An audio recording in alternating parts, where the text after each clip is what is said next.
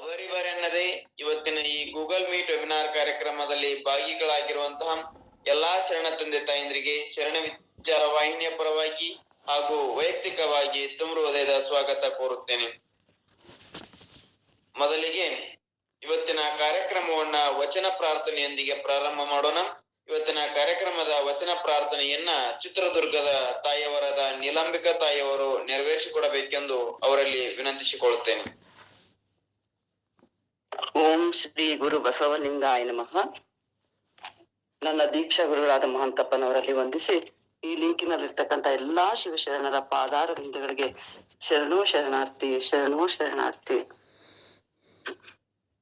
ಹೂವಿಲ್ಲದ ಕಂಪು, ಹೊನ್ನಿಲ್ಲದ ಬಣ್ಣ, ತಳೆಯಿಲ್ಲದ ಚಂದ್ರನ ಪರಿಯಂತೆ ಶಿವಯೋಗ, ಶಿವಯೋಗ, ಶಿವಯೋಗ. ಹೂವಿಲ್ಲದ ಕಂಪು, ಹೊನ್ನಿಲ್ಲದ ಬಣ್ಣ, ಕಳೆಯಿಲ್ಲದ ಚಂದ್ರನ ಪರಿಯಂತೆ ಶಿವಯೋಗ. ಕಾಲಿಲ್ಲದ ನಡಿ, ಕಣ್ಣಿಲ್ಲದ ನೋಟ, ಹಾಲಿಲ್ಲದ ಉಪಾದ ಪರಿ ನೋಡ, ನಾಲಿಗೆ ಇಲ್ಲದ ರುಚಿ ಕಿವಿಯಲ್ಲಿ ಕೇಳದೆ ಕೇಳುವ ಪರಿ ಶಿವ ಯೋಗ, ಶಿವಯೋಗ. ಹೂವಿಲ್ಲದ ಕಂಪು, ಹರಳಿಲ್ಲದ ಗೆಜ್ಜೆ, ಹುರುಳಿಲ್ಲದ ಹಯನ, ಕರ್ಪೂರ ಉಂಡ ನೀರಿನ ಪರಿ ನೋಡ, ಉರಿದು ಬಿತ್ತಿದ ಬೀಜದ ರಾಶಿಯ, ಉರಿದು ಬಿತ್ತಿದ ಬೀಜದ ನಾಟಿಯ ಪರಿಯಂತೆ ಪರ ಶಿವಯೋಗ, ಶಿವಯೋಗ. ಹೂವಿಲ್ಲದ ಕಂಪು, ತನುಗುಣಗಳನ್ನು ಅರಿಯದ ಸಮಾಧಿ, ಮನವೊಲಿದು ನೆರೆವ ಆ ಸುಖ, ನಿಮ್ಮ ನೆರೆಯ ಲರಿದು ನಿಜ ಗುಣ ಯೋಗ. ಅನುಪಮ ಸುಖಿ ಸಿದ್ಧ ರಾಮೇಶ ತಂದೆ, ಸಿದ್ಧರಾಮೇಶ ತಂದೆ, ಸಿದ್ಧರಾಮೇಶ ತಂದೆ. ಹೂವಿಲ್ಲದ ಕಂಪು, ಹೊನ್ನಿಲ್ಲದ ಬಣ್ಣ, ಕಳೆಯಿಲ್ಲದ ಚಂದ್ರನ ಪರಿಯಂತೆ ಶಿವಯೋಗ, ಶಿವಯೋಗ, ಶಿವಯೋಗ, ಶಿವಯೋಗ, ಶಿವಯೋಗ. ಶರಣು ಶರಣಾರ್ಥಿ, ಶರಣು ಶರಣಾರ್ಥಿ, ಶರಣು ಶರಣಾರ್ಥಿ. ವಚನ ಪ್ರಾರ್ಥನೆ ನೆರವೇರಿಸಿಕೊಟ್ಟಂತ ತಾಯಿಯವರಿಗೆ ತುಂಬ ಹೃದಯದ ಧನ್ಯವಾದಗಳು. ಇನ್ಮೇಲೆ MG ಮುಳ್ಕೂರ್ ಗುರುಗಳು ನಿಸರ್ಗೋಪಚಾರದ ಕುರಿತು ತಮ್ಮ ಅನುಭವವನ್ನು ಹಂಚಿಕೊಳ್ಳಬೇಕು. ದಯವಿಟ್ಟು ಎಲ್ಲರೂ ತಮ್ಮ ಮೈಕ್ ಹಾಗೂ ಕ್ಯಾಮ್ರಾಗಳನ್ನ ಮ್ಯೂಟ್ ಮಾಡಿ. ಓಂ ಶ್ರೀ ಗುರು ಬಸವಲಿಂಗಾಯ ನಮಃ. ಶ್ರೀ IR ಮಠಪತಿ ಸರ್ ಅವರಿಗೆ, ಬಾಪುಗೌಡ ಪಾಟೀಲ್ ಸರ್ರಿಗೆ ಮತ್ತು ಉಳಿದ ಪೂಜ್ಯರು ಜಾಯ್ನ್ ಆದರೆ ಅವರೆಲ್ಲರಿಗೂ ಸಹಿತ ಮತ್ತು ತಮ್ಮೆಲ್ಲರಿಗೂ ಶರಣಗಳನ್ನು ಸಲ್ಲಿಸ್ತಾ ಆರೋಗ್ಯದ ಕುರಿತು ಚಿಂತನೆಯನ್ನು ಮುಂದುವರಿಸೋಣ. ನಿನ್ನೆ ಒಂದು ಪ್ರಶ್ನೆ ಬಂದಿತ್ತು, ಸರ್ ಜ್ಯೂಸ್ ಬಗ್ಗೆ ಇದು ಮೊಳಕೆ ಕಾಳು ಎಷ್ಟು ತಿನ್ನಬೇಕು ಅನ್ನೋದು ಹೇಳೋದಂತ. ಅದನ್ನು ಇನ್ನೂ ಸಸ್ಪೆನ್ಸ್ ಇಡ್ತೀನಿ, ನಾಳೆ ಅದರ ಬಗ್ಗೆ ಮತ್ತೆ ಚರ್ಚೆ ಮಾಡೋಣ. ಈಗ ಬಾಪುಗೌಡರು ಪಾಟೀಲ್ರು ಸರ್ ನಿನ್ನೆ ಗರಿಕೆ ಜ್ಯೂಸ್ ಬಗ್ಗೆ ಸರ್ ಎಲ್ಲ ಹೇಳಿದಿರಿ, ಆದರೆ ಎಷ್ಟು ಕುಡಿಬೇಕು ಪ್ರಮಾಣ ಅಂತ ಕೇಳಿದರು. ಭಾಳ ಸಂತೋಷ. ಸಾಮಾನ್ಯವಾಗಿ ನಾನು ತಮಗೆ ಆ ಸಂದರ್ಭದಲ್ಲಿ ಸುಮಾರು 3 ಪೀರಿಯಡ್ ಅವಧಿಯನ್ನು ನಾನು ಗರಿಕೆ ಜ್ಯೂಸ್ ಬಗ್ಗೆ ತಮ್ಮೊಂದಿಗೆ ಚರ್ಚೆ ಮಾಡಿದ್ದೀನಿ. ಆ ಸಂದರ್ಭದಲ್ಲಿ ತಮಗೆ ಹೇಳಿದ್ದೆ, ನನ್ನ ಮೊಮ್ಮಗ ಈಗ 19 ವರ್ಷ, ಅವನು ಕಾಲೇಜಿಗೆ ಹೋಗ್ತಾ ಇದ್ದಾನೆ. ಅವನು ಹುಟ್ಟಿದಾಗ 3ನೇ ದಿನಕ್ಕೇ, ಸಾಮಾನ್ಯವಾಗಿ ಮಗುವಿಗೆ 6 ತಿಂಗಳವರೆಗೂ ಏನು ಹಾಕಬಾರ್ದು ಅಂತ ಹೇಳ್ತಾರೆ ಡಾಕ್ಟರ್ಸ್ ಎಲ್ಲ. ನೀವು ಹೋದರೆ ಹುಟ್ಟಿದ ಮಗುವಿಗೆ 6 ತಿಂಗಳವರೆಗೂ ಏನು ಹಾಕೋದಿಲ್ಲ. ಆದರೆ ಮೂರನೇ ದಿನಕ್ಕೆ ನಾನು ಅವರಿಗೆ ಫಸ್ಟ್ ಸ್ಟಾರ್ಟ್ ಮಾಡಿದ್ದು ಎಳನೀರು. ಇಂಕ್ ಪಿಲ್ಲರಲ್ಲಿ ಮಗುವಿಗೆ ಹೆಂಗೆ ಹಾಕೋದು, ಇಂಕ್ ಪಿಲ್ಲರ್ ತೊಗೊಂಡು ಆ ಇಂಕ್ ಪಿಲ್ಲರಿಂದ ಒಂದು 2-3 ಡ್ರಾಪ್ಸ್ ತೊಗೊಂಡು ಆ ಬಾಯಿಗೆ ನಾಲಿಗೆ ಮೇಲೆ ಬಿಟ್ಟೆ ಅಷ್ಟೇ. ಬಾಡಿ ಒಳಗಡೆ ಹೀರ್ಕೊಳ್ಳುತ್ತೆ ತಾನೇ. ಅದೇ ಥರ ನಾನು 2ನೇ ದಿವಸ ಗರಿಕೆ ಜ್ಯೂಸು, 3ನೇ ದಿವಸ ಮೋಸಂಬಿ ಜ್ಯೂಸು, ಹೀಗೆ ಒಮ್ಮೆ ಅಲ್ಲೇ ಹಾಸ್ಪಿಟ್ಲಲ್ಲೇ ಒಂದು ಪತ್ರೆ ಗಿಡ ಇತ್ತು. ಆ ಪತ್ರೆಯಲ್ಲಿ ತಂದು ಕುಟ್ಟುಬಿಟ್ಟು ಒಂದು ಕಲ್ಲಲ್ಲಿ ಅದನ್ನು ರಸ ಮಾಡಿ ಒಂದು 2-3 ಈಗ ಹೆಂಗೆ ಪೋಲಿಯೋ ಡ್ರಾಪ್ಸ್ ಹಾಕ್ತಾರೆ ಮಕ್ಕಳಿಗೆ, ಆ ರೀತಿಯಾಗಿ ನಾವು ಹಾಕಿದ್ದೆ ನಾನು. ನಂದು ವೈಯಕ್ತಿಕ ಅನುಭವ ತಮಗೆ ಹೇಳಬೇಕಂದ್ರೆ, ಇವತ್ತು ನಿಮ್ಗೆ ಹೇಳ್ಬೇಕಂದ್ರೆ ಹುಡುಗ ಈ ಸಾಮಾನ್ಯ ಏನು ತೊಂದರೆ ಬಂದರೂ ನಮ್ಮ ಹಳೆಯನೇ medical representative, Santoor company representative ಇದ್ದಾರೆ. ಬೇಕಾಷ್ಟು ಮೆಡಿಸಿನ್ ತಂದಿರ್ತಾರೆ ಮನೆಯಾಗೆ. ನಮ್ಮ ಮಗಳು ಎಲ್ಲರಿಗೂ ಬೇರೆಯವ್ರಿಗೆಲ್ಲ ಕೊಡ್ತಾರೆ, ಬೇಕಾದ್ರೂ ತೊಗೊಂಡೋಗಿ ಅಂತೇಳಿ ಫ್ರೀಯಾಗೆ ಕೊಡ್ತಾರೆ. ಆದರೆ ಅವನಿಗೆ ಮತ್ತು ಇನ್ನೊಂದು ಹೆಣ್ಮಗು ಆಗಿದೆ, ಈಗ 9ನೇ ಕ್ಲಾಸ್ ಓದ್ತಾ ಇದೆ ಹುಡುಗಿ. ಅವರು ಸಾಮಾನ್ಯವಾಗಿ ಈ ತೊಂದರೆ ಇದ್ದ ಕಡಿಮೆ ಏನಾರು ಬಂದರೂ ಸಹಿತ ಒಂದಿಷ್ಟು ಹಣ್ಣು ತರಕಾರಿ ಅಥವಾ ಜ್ಯೂಸ್ ಕುಡ್ಕೊಂಡಿದ್ದು ತಮ್ಮ ರೋಗವನ್ನು ವಾಸಿ ಮಾಡ್ಕೋತಾ ಇದ್ದಾರೆ. ಆರೋಗ್ಯ ಆ ರೀತಿಯಾಗಿ ಈಗ ಅವ್ರದ್ದು ಸುಧಾರಿಸ್ಕೊಂತ ಬರ್ತಾ ಇದೆ. ಈಗ ಇಲ್ಲಿ ಪ್ರಮಾಣ ಕುಡಿಯೋದು ಎಷ್ಟಂದರೆ, ನಾನು ಒಂದು 15-20 ಕಡ್ಡಿ ಒಬ್ಬರಿಗೆ ಸಾಕು, ಅಥವಾ ಒಂದು ಸಣ್ಣ ಕಟ್ಟು ನಾವು ತರ್ತೀವಿ, ಕೊತ್ತಂಬರಿ ಕಟ್ಟು, ಆ ಥರ ಒಂದು ಅಷ್ಟು ಗರಿಕೆಯನ್ನು ತಗೊಂಡು ಅದನ್ನು ರಸ ಮಾಡಿ, ಅದರೇನು 1 ಚಮಚ ಅಥವಾ 2 ಚಮಚ ರಸ ಬರುತ್ತೆ. ಆ ರಸಕ್ಕೆ 90% ನೀರನ್ನು 95% ನೀರನ್ನು ಹಾಕಿ ಅದನ್ನು ಡೈಲ್ಯೂಟ್ ಮಾಡಬೇಕು. ಸೊಪ್ಪುಗಳನ್ನು ಡೈಲ್ಯೂಟ್ ಮಾಡಿ ಒಂದು ಪ್ರಾರಂಭದಲ್ಲಿ ಯಾರೇ 1 ಕಪ್ಪು ಸಾಕಂತೀವಿ. ಪ್ರಾರಂಭದಲ್ಲಿ ನಿಮ್ಗೆ ಅದು ಸಂಶಯ ಇತ್ತಂದರೆ ಅರ್ಧ ಕಪ್ ಕುಡೀರಿ. ಅರ್ಧ ಕಪ್ ಕುಡಿದು ಆಮೇಲೆ ಒಂದು 4 ದಿವಸ ಆದಮೇಲೆ ಅದನ್ನು 1 ಕಪ್ಪು ತನಕ ಕುಡಿಬೋದು ಅಷ್ಟೇ. ಸಾಮಾನ್ಯವಾಗಿ ನೀವು ಯಾವುದೇ ಒಂದು ಪ್ರಕೃತಿ ಚಿಕಿತ್ಸೆ ಆಸ್ಪತ್ರೆಗೆ ಹೋದಾಗ ಅವರು 200 ml ಅಂತ ಕೊಡ್ತಾರೆ. 200 ml ಅಂದರೆ ಒಂದು 1/4 ಲೀಟ್ರು ಅಂತ ಕರಿಬೋದು. ಅದಕ್ಕೆ ನಾವು 200 ml ಅಷ್ಟು. ಪ್ರಾರಂಭದಲ್ಲಿ 100 ಶುರು ಮಾಡ್ಕೊಳ್ಳಿ, ಆಮೇಲೆ ಅದನ್ನು ಜಾಸ್ತಿ ಮಾಡ್ಕೋಬೋದು. 200 ಸಾಕಾಗತ್ತೆ ಅಷ್ಟೇ.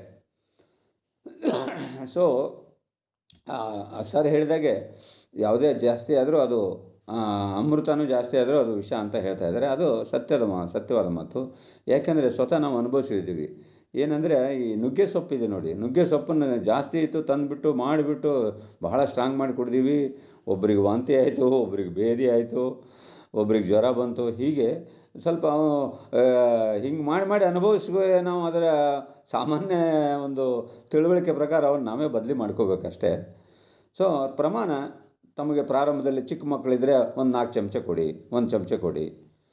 ಸ್ವಲ್ಪ ದೊಡ್ಡವರಿದ್ದರೆ ಅವರು ಸ್ವಲ್ಪ ಜಾಸ್ತಿ ತಗೊಳ್ಳಿ. 200 ml ಸಾಕಾಗುತ್ತೆ. ಒಬ್ಬರ ದೊಡ್ಡವರಿಗೆ ಅಡಲ್ಟಿಗೆ 200 ml ಅಷ್ಟು ನಾವು ತಗೋಬೋದು. ಅಂದರೆ 1/4 ಲೀಟ್ರ್ ಅಂತ ನಾವು ಕರಿಬೋದು. 1/4 ಲೀಟರ್ ಅಷ್ಟು ಒಳಗಡೆ ನಾವು ಈ ಜ್ಯೂಸ್ಗಳನ್ನ ತೊಗೋಬೋದು. ಇನ್ನು ಉಪವಾಸ ಮಾಡೋ ಸಂದರ್ಭದಲ್ಲಿ ನೀವು ಬೂದುಗುಂಬಳಕಾಯಿ ಜ್ಯೂಸ್ ಇರ್ತದೆ, ಸೌತೆಕಾಯಿ ಜ್ಯೂಸ್ ಇರ್ತದೆ, ಅಂಥದನ್ನು ನೀವು 1 ಲೀಟರ್ ಗಟ್ಟಲೆ ಕುಡಿಬೋದು. ನಿಂಬೆಹಣ್ಣು ಜ್ಯೂಸ್ ಇರ್ತದೆ, ನಿಂಬೆಹಣ್ಣು ಹೇಳಿದೆ. ಉಪವಾಸ ಮಾಡ್ತಾಯಿದ್ದೀವಿ, ಇವತ್ತು ಬರೀ ಜ್ಯೂಸ್ ಮೇಲೆ ಇದ್ದೀವಿ ಅಂದರೆ 1 ಲೀಟರ್ 4 ಗ್ಲಾಸ್ ಕುಡಿಬೋದು. ಕುಡಿದ ಮೇಲೆ ಮಾಡ್ತಾಯಿದ್ದೀವಿ ಅದನ್ನು ಕುಡಿದ್ಬಿಟ್ಟು. ಹಾಗಾಗಿ ಅದನ್ನು ಆ ಪ್ರಮಾಣವನ್ನು ನೀವು ಹಾಗೇ ಇದು ಕುಡಿತಾಯಿದ್ದೀವಿ ಅಂದರೆ 1 ಗ್ಲಾಸ್ ಸಾಕು. ಬರೀ ಅದರ ಮೇಲೆ ಇರ್ತಿದ್ದೀವಿ, ಇವತ್ತು ಬೆಳಗಿನ ತಿಂಡಿ ಇಲ್ಲ, ಇವತ್ತು ತಿಂಡಿ ಬದಲು ಈ ಜ್ಯೂಸ್ ಕುಡ್ಕೊಂಡಿದ್ದೀವಿ ಅಂದರೆ 2-3 ಗ್ಲಾಸ್ ಕುಡೀರಿ, 2-3 ಎಳ್ನೀರು ಕುಡೀರಿ. ಉಪವಾಸ ಇದ್ದೀವಿ, ಊಟ ಇಲ್ಲ, ಅದೇ ಊಟ ಅಂತ ಅಂದಾಗ ಅದರ ಪ್ರಮಾಣ ಜಾಸ್ತಿ ಮಾಡ್ಕೋಬೇಕಾಗತ್ತೆ. ಈ ನಿಟ್ಟಿನಲ್ಲಿ ಅದನ್ನು ನಾವೇ ನಮ್ಮ ಕಾಮನ್ ಸೆನ್ಸ್ ಅಂತೀವಲ್ಲ, ಆ ಸಾಮಾನ್ಯ ತಿಳುವಳಿಕೆಯ ಮೇಲೆ ಆ ಜ್ಯೂಸನ್ನು ಪ್ರಮಾಣವನ್ನು ನಾವು ತೆಗೆದುಕೊಳ್ಳಬಹುದು ಅಂತ ಹೇಳುತ್ತಾ ಮೊಳಕೆ ಕಾಳಿಗೆ ನಾವು ಈಗ ಪ್ರವೇಶ ಮಾಡೋಣ. ಮೊಳಕೆ ಕಾಳಿನ ಬಗ್ಗೆ ಹೇಳಬೇಕು ಅಂದರೆ ಅದ್ಭುತ. ಒಂದು ರಾಯಚೂರಲ್ಲಿ ಭೀಮಣ್ಣ ಅಂತ ಇದ್ದಾರೆ. ಅವರು ಬೇಸಿಕಲಿ ಕಾಂಟ್ರಾಕ್ಟ್ರು, ಬಿಲ್ಡಿಂಗ್ ಕಟ್ಟೋದೆಲ್ಲ ಕಾಂಟ್ರಾಕ್ಟ್ರು. ಆದರೆ ಇವತ್ತು ಅವರು ಪ್ರಕೃತಿ ಚಿಕಿತ್ಸೆ ಸಲಹೆಯನ್ನು ಕೊಡ್ತಾ ಇದ್ದಾರೆ. ನಾನು ರಾಯಚೂರಿಗೆ ಹಾಗೆ ಇದೆ ಆಧ್ಯಾತ್ಮದ ಕಾರ್ಯಕ್ರಮಕ್ಕೆ ಹೋಗಿದ್ದೆ. ಆ ಕಾರ್ಯಕ್ರಮಕ್ಕೆ ಹೋದಾಗ ಅವರು ಭೀಮಣ್ಣವರು ಬರ್ರಿ ಸರ್ ಬರ್ರಿ ಅಂತಿದ್ರು. ಹೋಗಿರಲಿಲ್ಲ. ಸರಿ ಅಂತ ಅವರು ಫೋನ್ ಮಾಡಿ ನಾನು ಬಂದಿದ್ದೇನಪ್ಪ ಅಂತಂದೆ. ಪಾಪ ಕರ್ಕೊಂಡು ಹೋದರು ಅವ್ರ ಮನೆಗೆ. ಅಲ್ಲಿ ಹೋಗಿ ಒಂದು ಕ್ಲಿನಿಕ್ ಮಾಡಿ, ಅಲ್ಲಿ ನಮ್ಮದೇ MGM ಆರೋಗ್ಯಧಾಮ ಅಂತ ನಮ್ಮದೊಂದು ಆರೋಗ್ಯಧಾಮ ಇದೆ, ಅದು ಒಂದು ಸರ್ಟಿಫಿಕೇಟ್ ಕೊಟ್ಟಿದ್ದೇವೆ ಅವರಿಗೆ. ಆ ಸರ್ಟಿಫಿಕೇಟ ಹಾಕಿಬಿಟ್ಟಿದ್ದಾರೆ. ಈಗ ಕ್ಲಿನಿಕಲ್ಲಿ ಹಾಕ್ತಾರಲ್ಲ ಹಾಗೆ. ಏನು ರೀ ಇದು ನಮ್ಮ ಸರ್ಟಿಫಿಕೇಟು, ನಮ್ಮದೇನು ಅಥೆಂಟಿಕೇಟೆಡ್ ಅಲ್ಲ ಅಂದೆ. ಇಲ್ಲ ಸರ್ ನಾನು ಅದರಿಂದ ಇದಾಗಿದೆ ಅಂಥೇಳಿ ಆ ಸರ್ಟಿಫಿಕೇಟ್ ಹಾಕಿ ಅವರು ಪ್ರಾಕ್ಟೀಸ್ ಮಾಡ್ತಾಯಿದ್ದಾರೆ. ಅವ್ರನ್ನ ಹಂಗಾರೆ ಏನು ಕೊಡ್ತೀರಿ, ಏನು ಮಾಡ್ತೀರಿ ಇಲ್ಲಿ? ಅಲ್ಲಿ ಮಸಾಜ್ ಇಟ್ಕೊಂಡಿದ್ದಾರೆ, ಸ್ಟೀಮ್ ಬಾತ್ ಇಟ್ಕೊಂಡಿದ್ದಾರೆ, ಟ್ರೀಟ್ಮೆಂಟ್ ಬಂದವರಿಗೆಲ್ಲ ಸಜೆಷನ್ಸ್ ಕೊಡ್ತಿರ್ತಾರೆ. ಏನು ಕೊಡ್ತೀರಿ ಅಂದೆ. ಸರ್ ಇಲ್ಲಿ ಬಂದವ್ರಿಗೆ ನಾನು ಬೆಳಗಿನ ಊಟ ತಿಂಡಿ ಬರೀ ಮೊಳಕೆ ಕಾಳನ್ನು ಹೇಳ್ತಾ ಇದ್ದೇನೆ ಅಂತಂದ್ರು ಅವರು. ಮತ್ತು ಹಂಗಾದ್ರೆ ನೀವು ತಿಂತಿದ್ದೀರಾ ಅಂದೆ. ಸರ್ ನನ್ನ ಬೆಳಗಿನ ತಿಂಡಿ ನಾನು ಏನು ತಿನ್ನೋದಿಲ್ಲ, ಉಪ್ಪಿಟ್ಟು ಅವಲಕ್ಕಿ ಯಾವುದೂ ಇಲ್ಲ, ಒಂದು ಹೊಟ್ಟೆ ತುಂಬುವಷ್ಟು ಮೊಳಕೆ ಕಾಳುಗಳನ್ನು ಏನೇನು ಕಾಳು ಮಾಡ್ತೀರಿ ಅಂತಂದೆ. ಅವಾಗ ಹೇಳಿದ್ರಿ ಹೆಸರು ಕಾಳು, ಶೇಂಗಾ ಸ್ವಲ್ಪ ಹಾಕಿರ್ತೀನಿ ಸರ್, ಹೆಸರು ಕಾಳು ಜಾಸ್ತಿ ಇರುತ್ತೆ, ಮತ್ತು ಮೆಂತೆ, ಬೇರೆ ಏನಾದರೂ ಕಡಲೆ ಇತ್ತಂದರೆ ಕಡಲೆ, ಮೆಂತೆ ಇದ್ರೆ ಮೆಂತೆ, ಹಾಗೆ ಒಂದು 2-3 ಥರದ ಕಾಳುಗಳನ್ನು ನಾನು ಮಿಕ್ಸ್ ಮಾಡಿ ತೊಗೋತೀನಿ. ಎಷ್ಟು ತೊಗೋತೀರಿ ಅಂದೆ.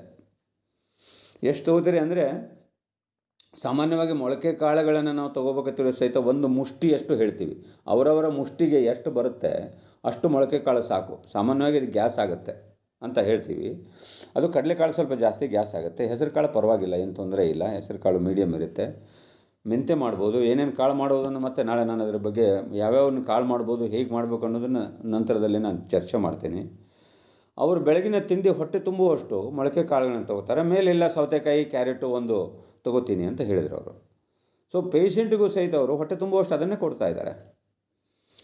ನಾವು ಸಹಿತ ಚಿಕ್ಕನ್ನಲ್ಲಿದ್ದಾಗ ತಮಗೆ ಹೇಳ್ಬೇಕಂದ್ರೆ ಕಡ್ಲಿ, ನಾವು ನಮ್ಮ ಚಿಕ್ಕಪ್ಪ ಒಬ್ಬ ಪೈಲ್ವಾನ್ ಇದ್ದರು. ಆ ಪೈಲ್ವಾನ್ ಅವರು ಬೆಳಗ್ಗೆ ಎದ್ದ ತಕ್ಷಣ ಕಡ್ಲಿ ನೆನೆ ಹಾಕ್ತಿದ್ರು. ಆಮೇಲೆ ಕಡ್ಲಿ ಬೆಲ್ಲ ತಿಂತಾಯಿದ್ವಿ ನಾವು. ನಮ್ಗೆ ಕೊಡ್ತಾಯಿದ್ರು ಚಿಕ್ಕಪ್ಪ ಸಣ್ಣವರಿದ್ದಾಗ. ನಾವು ತಿಂದಿದ್ದೆವು ಭಾಳಷ್ಟು ಸಲ. ಹಾಗಾಗಿ ಅದರದ್ದೇನು ನಮಗೆ ರೂಢಿ ಮಾಡ್ಕೋಬೇಕಂತೇನಿಲ್ಲ, ಚಿಕ್ಕಂದಿಂದ ರೂಢಿ ಇದೆ. ಸೊ ಅದು ಬಹಳ ಒಂದು ಪೌಷ್ಟಿಕವಾದ ಆಹಾರ, ಹೆಚ್ಚು ಕಡಿಮೆ ಮೊಳಕೆ ಕಾಳು, ಯಾಕೆಂದರೆ ಅದು ಜೀವಂತ ಆಹಾರ ಅಂತ ನಾವು ಕರಿತಾ ಇದ್ದೀವಿ. ಅವರು ಪೇಷಂಟಿಗೆ ಈ ತಮ್ಮ ಬರ್ತಕ್ಕಂಥ ಕ್ಲಿನಿಕ್ಕಿಗೆ ಬರ್ತಕ್ಕಂಥ ರೋಗಿಗಳಿಗೆ ಮೊಳಕೆ ಕಾಳಿನಿಂದ ಅವರು ಇವತ್ತು ಗುಣಪಡಿಸ್ತಾ ಇದ್ದಾರೆ. ನೀವ್ಯಾರು ರಾಯಚೂರಿಗೆ ಹೋದಿರ್ಬೇಕಾದ್ರೆ ನಂಬರ್ ಕೊಡ್ತೀನಿ, ಹೋಗಿ ಅವ್ರನ್ನ ಭೇಟಿ ಮಾಡ್ಕೊಂಡು ಬರ್ಬೋದು. ಇನ್ನು ಚಿಕಿತ್ಸೆಯಲ್ಲಿ ಮೊಳಕೆ ಕಾಳುಗಳನ್ನು ನಾವು ಉಪಯೋಗಿಸೋದನ್ನು ನೋಡೋಣ. ಆಮೇಲೆ ಹೇಗೆ ಉಪಯೋಗಿಸೋದು ಅನ್ನೋದು ಟೈಮ್ ಇದ್ದರೆ ಹೇಳ್ತೀನಿ, ಇಲ್ಲ ಮುಂದಿನ ದಿನ ನಾಳೆ ಅದರ ಬಗ್ಗೆ ಹೆಚ್ಚಿನ ವಿವರವನ್ನು ತಿಳ್ಕೊಳ್ಳೋಣ. ರೋಗ ಬೇಗ ಗುಣ ಹೊಂದಲು ಸಹಕಾರಿ. ಯಾವುದೇ ಕಾಯಿಲೆ ಬಂದರೆ ನೀವು ಮೊಳಕೆ ಕಾಳು ತೊಗೋತಾ ಇದ್ದರೆ ಬೇಗ ಅದು ರೋಗ ವಾಸಿಯಾಗುತ್ತೆ. ಕಫ ಉತ್ಪತ್ತಿ ಮಾಡುವ ಅಂಶವು ನಿವಾರಣೆ ಆಗಿರುತ್ತದೆ. ಏನು ಕಫ ಆಗುತ್ತೆ ಅಂತ ಎಂದಿವಲ್ಲ, ಆ ಕಫ ಆಗೋದು ನಿವಾರಣೆ ಆಗ್ತದೆ ಇದರಿಂದ. ದೇಹದಲ್ಲಿ ಉಂಟಾಗುವ ಯೂರಿಕ್ ಆಸಿಡ್ದಂಥ ವಿಷವಸ್ತುಗಳು ಹೊರಹಾಕುವುದು. ನಮ್ಮ ದೇಹದಲ್ಲಿ ಟಾಕ್ಸಿನ್ಸ್ ಅಂತ ಏನು ಕರಿತಾ ಇದ್ದೇವೆ, ಆ ಟಾಕ್ಸಿನ್ಸನ್ನು ಯೂರಿಯಾ ಆಸಿಡ್ಡು, ಅವುಗಳನ್ನು, ಯೂರಿಕ್ ಆಸಿಡನ್ನು ಇದು ಮೊಳಕೆಗಳು ಹೊರಗೆ ಹಾಕ್ತದೆ, ಅದನ್ನು ತೆಗಿತದೆ. ಆಮೇಲೆ ಅಲ್ಸರ್ ತೊಂದರೆಯಲ್ಲಿ ಸಹಿತ ಹೆಲ್ಪ್ ಆಗ್ತದೆ ಇದು. ರಕ್ತ ಹೆಪ್ಪುಗಟ್ಟಿಗೆಯನ್ನು ವಾಸಿ ಮಾಡಲು ಸಹಕಾರಿ ಆಗ್ತದೆ ಮೊಳಕೆ ಕಾಳುಗಳು. ಹುಣ್ಣಿದ್ದಾಗ, ಅಲ್ಸರ್ ಇದ್ದಾಗ ತಾಗದೆ, ಅಥವಾ ಕೆಲವರಿಗೆ ಎಸ್ಪೆಷಲಿ ಡಯಾಬಿಟ್ನವರಿಗೆ ರಕ್ತ ಹೆಪ್ಪುಗಟ್ಟಿಗೆ ಆಗ್ತಾ ಇರೋದಿಲ್ಲ, ಗಾಯ ಬೇಗ ಒಣಗೋದಿಲ್ಲ. ಆ ಗಾಯ ಬೇಗ ಒಣಗದೇ ಇದ್ದಾಗ ಈ ಮೊಳಕೆ ಕಾಳು ಬಹಳ ಸಹಾಯ ಮಾಡುತ್ತೆ ಒಣಗಲಿಕ್ಕೆ. ಆಮೇಲೆ ರಿಟಾರ್ಡ್ ದಿ ಮ್ಯೂಟೇಷನ್ ಪ್ರೊಸೆಸ್ ಅಂತ ಹೇಳ್ತಾ ಇದ್ದಾರೆ. ಅಂದರೆ ರೂಪಾಂತರ ಕುಂಠಿತ ಆಗೋದನ್ನು ಅದು ತಡೆಯುತ್ತೆ. ಆಮೇಲೆ ರಕ್ತಹೀನತೆ, ಹಿಮೋಗ್ಲೋಬಿನ್ ಅಂತ ಏನು ಕರಿತೀವಿ, ಬ್ಲಡ್ಡು, ಆ ರಕ್ತಹೀನತೆಯನ್ನು ಈ ಮೊಳಕೆ ಕಾಳು ನಿವಾರಿಸುತ್ತದೆ. ಜೊತೆಗೆ ಬಂಜತನವನ್ನು ನಿವಾರಿಸುತ್ತೆ. ನೋಡಿ, ಬಂಜತನಕ್ಕೂ ಸಹಿತ ಈ ಮೊಳಕೆ ಕಾಳು ನಮಗೆ ಸಹಾಯ ಮಾಡುತ್ತದೆ. ಅದು ಅಲ್ಲದೆ ಮೊಳಕೆ ಕಾಳಿನಲ್ಲಿ ಇನ್ಸುಲಿನ್ ಉತ್ಪತ್ತಿ ಮಾಡ್ತಕ್ಕಂಥ ಎಂಜೈಮ್ಸ್ ಇದೆ. ಮೊಳಕೆ ಕಾಳಿನಲ್ಲಿ ಇನ್ಸುಲಿನ್ ಉತ್ಪತ್ತಿ ಮಾಡ್ತಕ್ಕಂಥ ಎಂಜೈಮ್ಸ್ ಇದೆ. ಗೌರ್ಮೆಂಟ್ ಕಂಪ್ಯೂಟರ್ ಸೆಂಟರ್ನಲ್ಲಿ ಅಪ್ಪಾರೆಡ್ಡಿ ಅಂತ ಒಬ್ಬರು ಇದ್ದರು. ಅವರು 40 ಯೂನಿಟ್ಟು ಇನ್ಸುಲಿನ್ ತೊಗೋತಾಯಿದ್ರು. ಅವರು ಶುರು ಮಾಡಿದ್ದು ಮೊಳಕೆ ಕಾಳುಗಳನ್ನು ಮತ್ತು ಹಸೆ ತರಕಾರಿಗಳನ್ನು. ಆಮೇಲೆ ಹಿಪ್ಪಾತು ಡಯಾಬಿಟಿಕ್ ಸಂಬಂಧಪಟ್ಟ ಯೋಗ ಇದನ್ನು ಮಾಡಿ ಆ ಇನ್ಸುಲಿನ್ ಡಿಪೆಂಡೆಂಟ್ ಆದವರು ವಾಪಸ್ ಬಂದರು, ಇನ್ಸುಲಿನ್ ನಿಲ್ಲಿಸಿದರು. ಸೊ ಇವತ್ತು ಇನ್ಸುಲಿನ್ ಬಂದರೆ ವಾಪಸ್ ಬರೋ ಪ್ರಶ್ನೆನೇ ಇಲ್ಲ ಅಲ್ಲಿ ಅಲೋಪತಿನಲ್ಲಿ. ಆದರೆ ಇವ್ರದ್ದು ರಿವರ್ಸ್ ಆಯಿತು ಕೇಸು. ಡಯಾಬಿಟಿಕ್ ಸ್ಪೆಷಲಿಸ್ಟ್ ಮುನಿಚೂಡಪ್ಪ ಅಂತ ಒಬ್ಬರು ಇದ್ದರು. ಅವರು ಡಾಕ್ಟರ್ ಕಡೆ ತೋರಿಸ್ತಾ ಇದ್ರು. ಆದರೆ ಇದರಿಂದ ವಾಪಸ್ ಬಂದದ್ದು ಘಟನೆಗಳು ನಮ್ಮ ಕಣ್ಣೆದುರಿಗೆ ಇದೆ ಅಂತ ಹೇಳ್ತಾ, ವೇಳೆ ಆಗಿದ್ದರಿಂದ ಟೈಮನ್ನು 1 ನಿಮಿಷ ಜಾಸ್ತಿ ತೊಗೊಂಡೆ, ದಯವಿಟ್ಟು ಕ್ಷಮಿಸಿ ಅಂತ ಹೇಳ್ತಾ ನನ್ನ ಮಾತಿಗೆ ವಿರಾಮ ನೀಡ್ತಾ ಇದ್ದೇನೆ. ಸರ್ವರಿಗೂ ಶರಣಾರ್ಥಿ. ಭಕ್ತಿಯ ಶರಣಾರ್ಥಿಗಳು ಎಂ.ಜಿ. ಮುಳುಕೂರ್ ಸರ್ ಅವರಿಗೆ ಶರಣಾರ್ಥಿ. ಬಹಳ ಚೆನ್ನಾಗಿ ಅದರ ಕುರಿತಾಗಿ ಹೇಳಿದಿರಿ. ನಾನು ಕೂಡ ಅದರ ಬಗ್ಗೆ ಬಹಳಷ್ಟು ಪ್ರಯೋಗಗಳನ್ನ ಮಾಡಿದ್ದೇನೆ. ನಾನು ಸುಮಾರು 116 ದಿನಗಳವರೆಗೆ ಕೇವಲ ಮೊಳಕೆ ಕಾಳುಗಳನ್ನು ಮಾತ್ರ ನಾನು ಸೇವನೆ ಮಾಡಿ ನನ್ನ ಆರೋಗ್ಯದಲ್ಲಿ ಬದಲಾವಣೆಯನ್ನ ನಾನು ಕಂಡುಕೊಂಡಿದ್ದೇನೆ. ಆ ಕಾರಣಕ್ಕಾಗಿ ಮೊಳಕೆ ಕಾಳುಗಳಿಗೆ ನಾವು ಅಮೃತ ಆಹಾರ ಅಂತ ಹೇಳಿ ಕರಿತೀವಿ. ಅದನ್ನ ಅವ್ರು ಹೇಳಿದಂತೆ ಒಂದು ಮುಟ್ಟಿಗೆ ಅಂತ ನಾವೇನು ಕರಿತೀವಲ್ಲ, ಅಷ್ಟನ್ನ ಸೇವನೆ ಮಾಡಿದ್ರೆ ಸಾಕು, ನಮ್ಮ ಹೊಟ್ಟೆ ತುಂಬುತ್ತಾ ಇದೆ. ಅದನ್ನ ಸೇವನೆ ಮಾಡೋ ಕಾಲಕ್ಕೆ ಮಾತ್ರ ವೈಜ್ಞಾನಿಕವಾಗಿ 32 ಬಾರಿ ಅಂತೇಳಿ ಹೇಳ್ತಾರಲ್ಲ, ಆ ರೀತಿ ನಾವು ಅದನ್ನ ರಸ ಮಾಡಿ ಕುಡಿದ್ರೆ ಮಾತ್ರ ಅದರ ಉಪಯುಕ್ತತೆ ಆಗ್ತಾ ಇದೆ.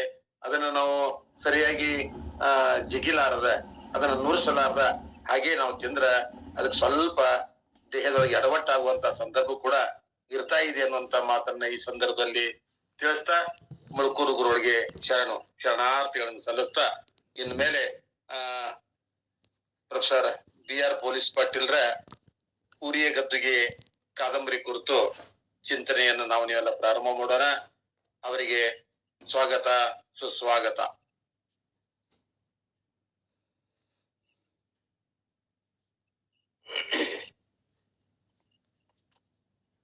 ಸತ್ಸಂಗದಲ್ಲಿ ಭಾಗಿಯಾಗಿರುವಂತಹ ಎಲ್ಲರಿಗೂ ಶರಣಾರ್ಥಿಗಳು. ಯಾವ ವಿಶ್ವವಿದ್ಯಾಲಯವು ನೀಡದೇ ಇರುವಷ್ಟು ಉಪಯುಕ್ತವಾದಂತಹ ಒಂದು ಪಾಠವನ್ನ ಈ ವೆಬಿನಾರ್ ಮೂಲಕ ಶರಣ ವಿಚಾರ ವಾಹಿನಿಯ ಗುರುವಾರಗಳಾದಂತಹ ಆಯರ್ ಮಠಪತಿ ಅವರು ಇವತ್ತನ್ನು ನೀಡ್ತಾ ಇದ್ದಾರೆ.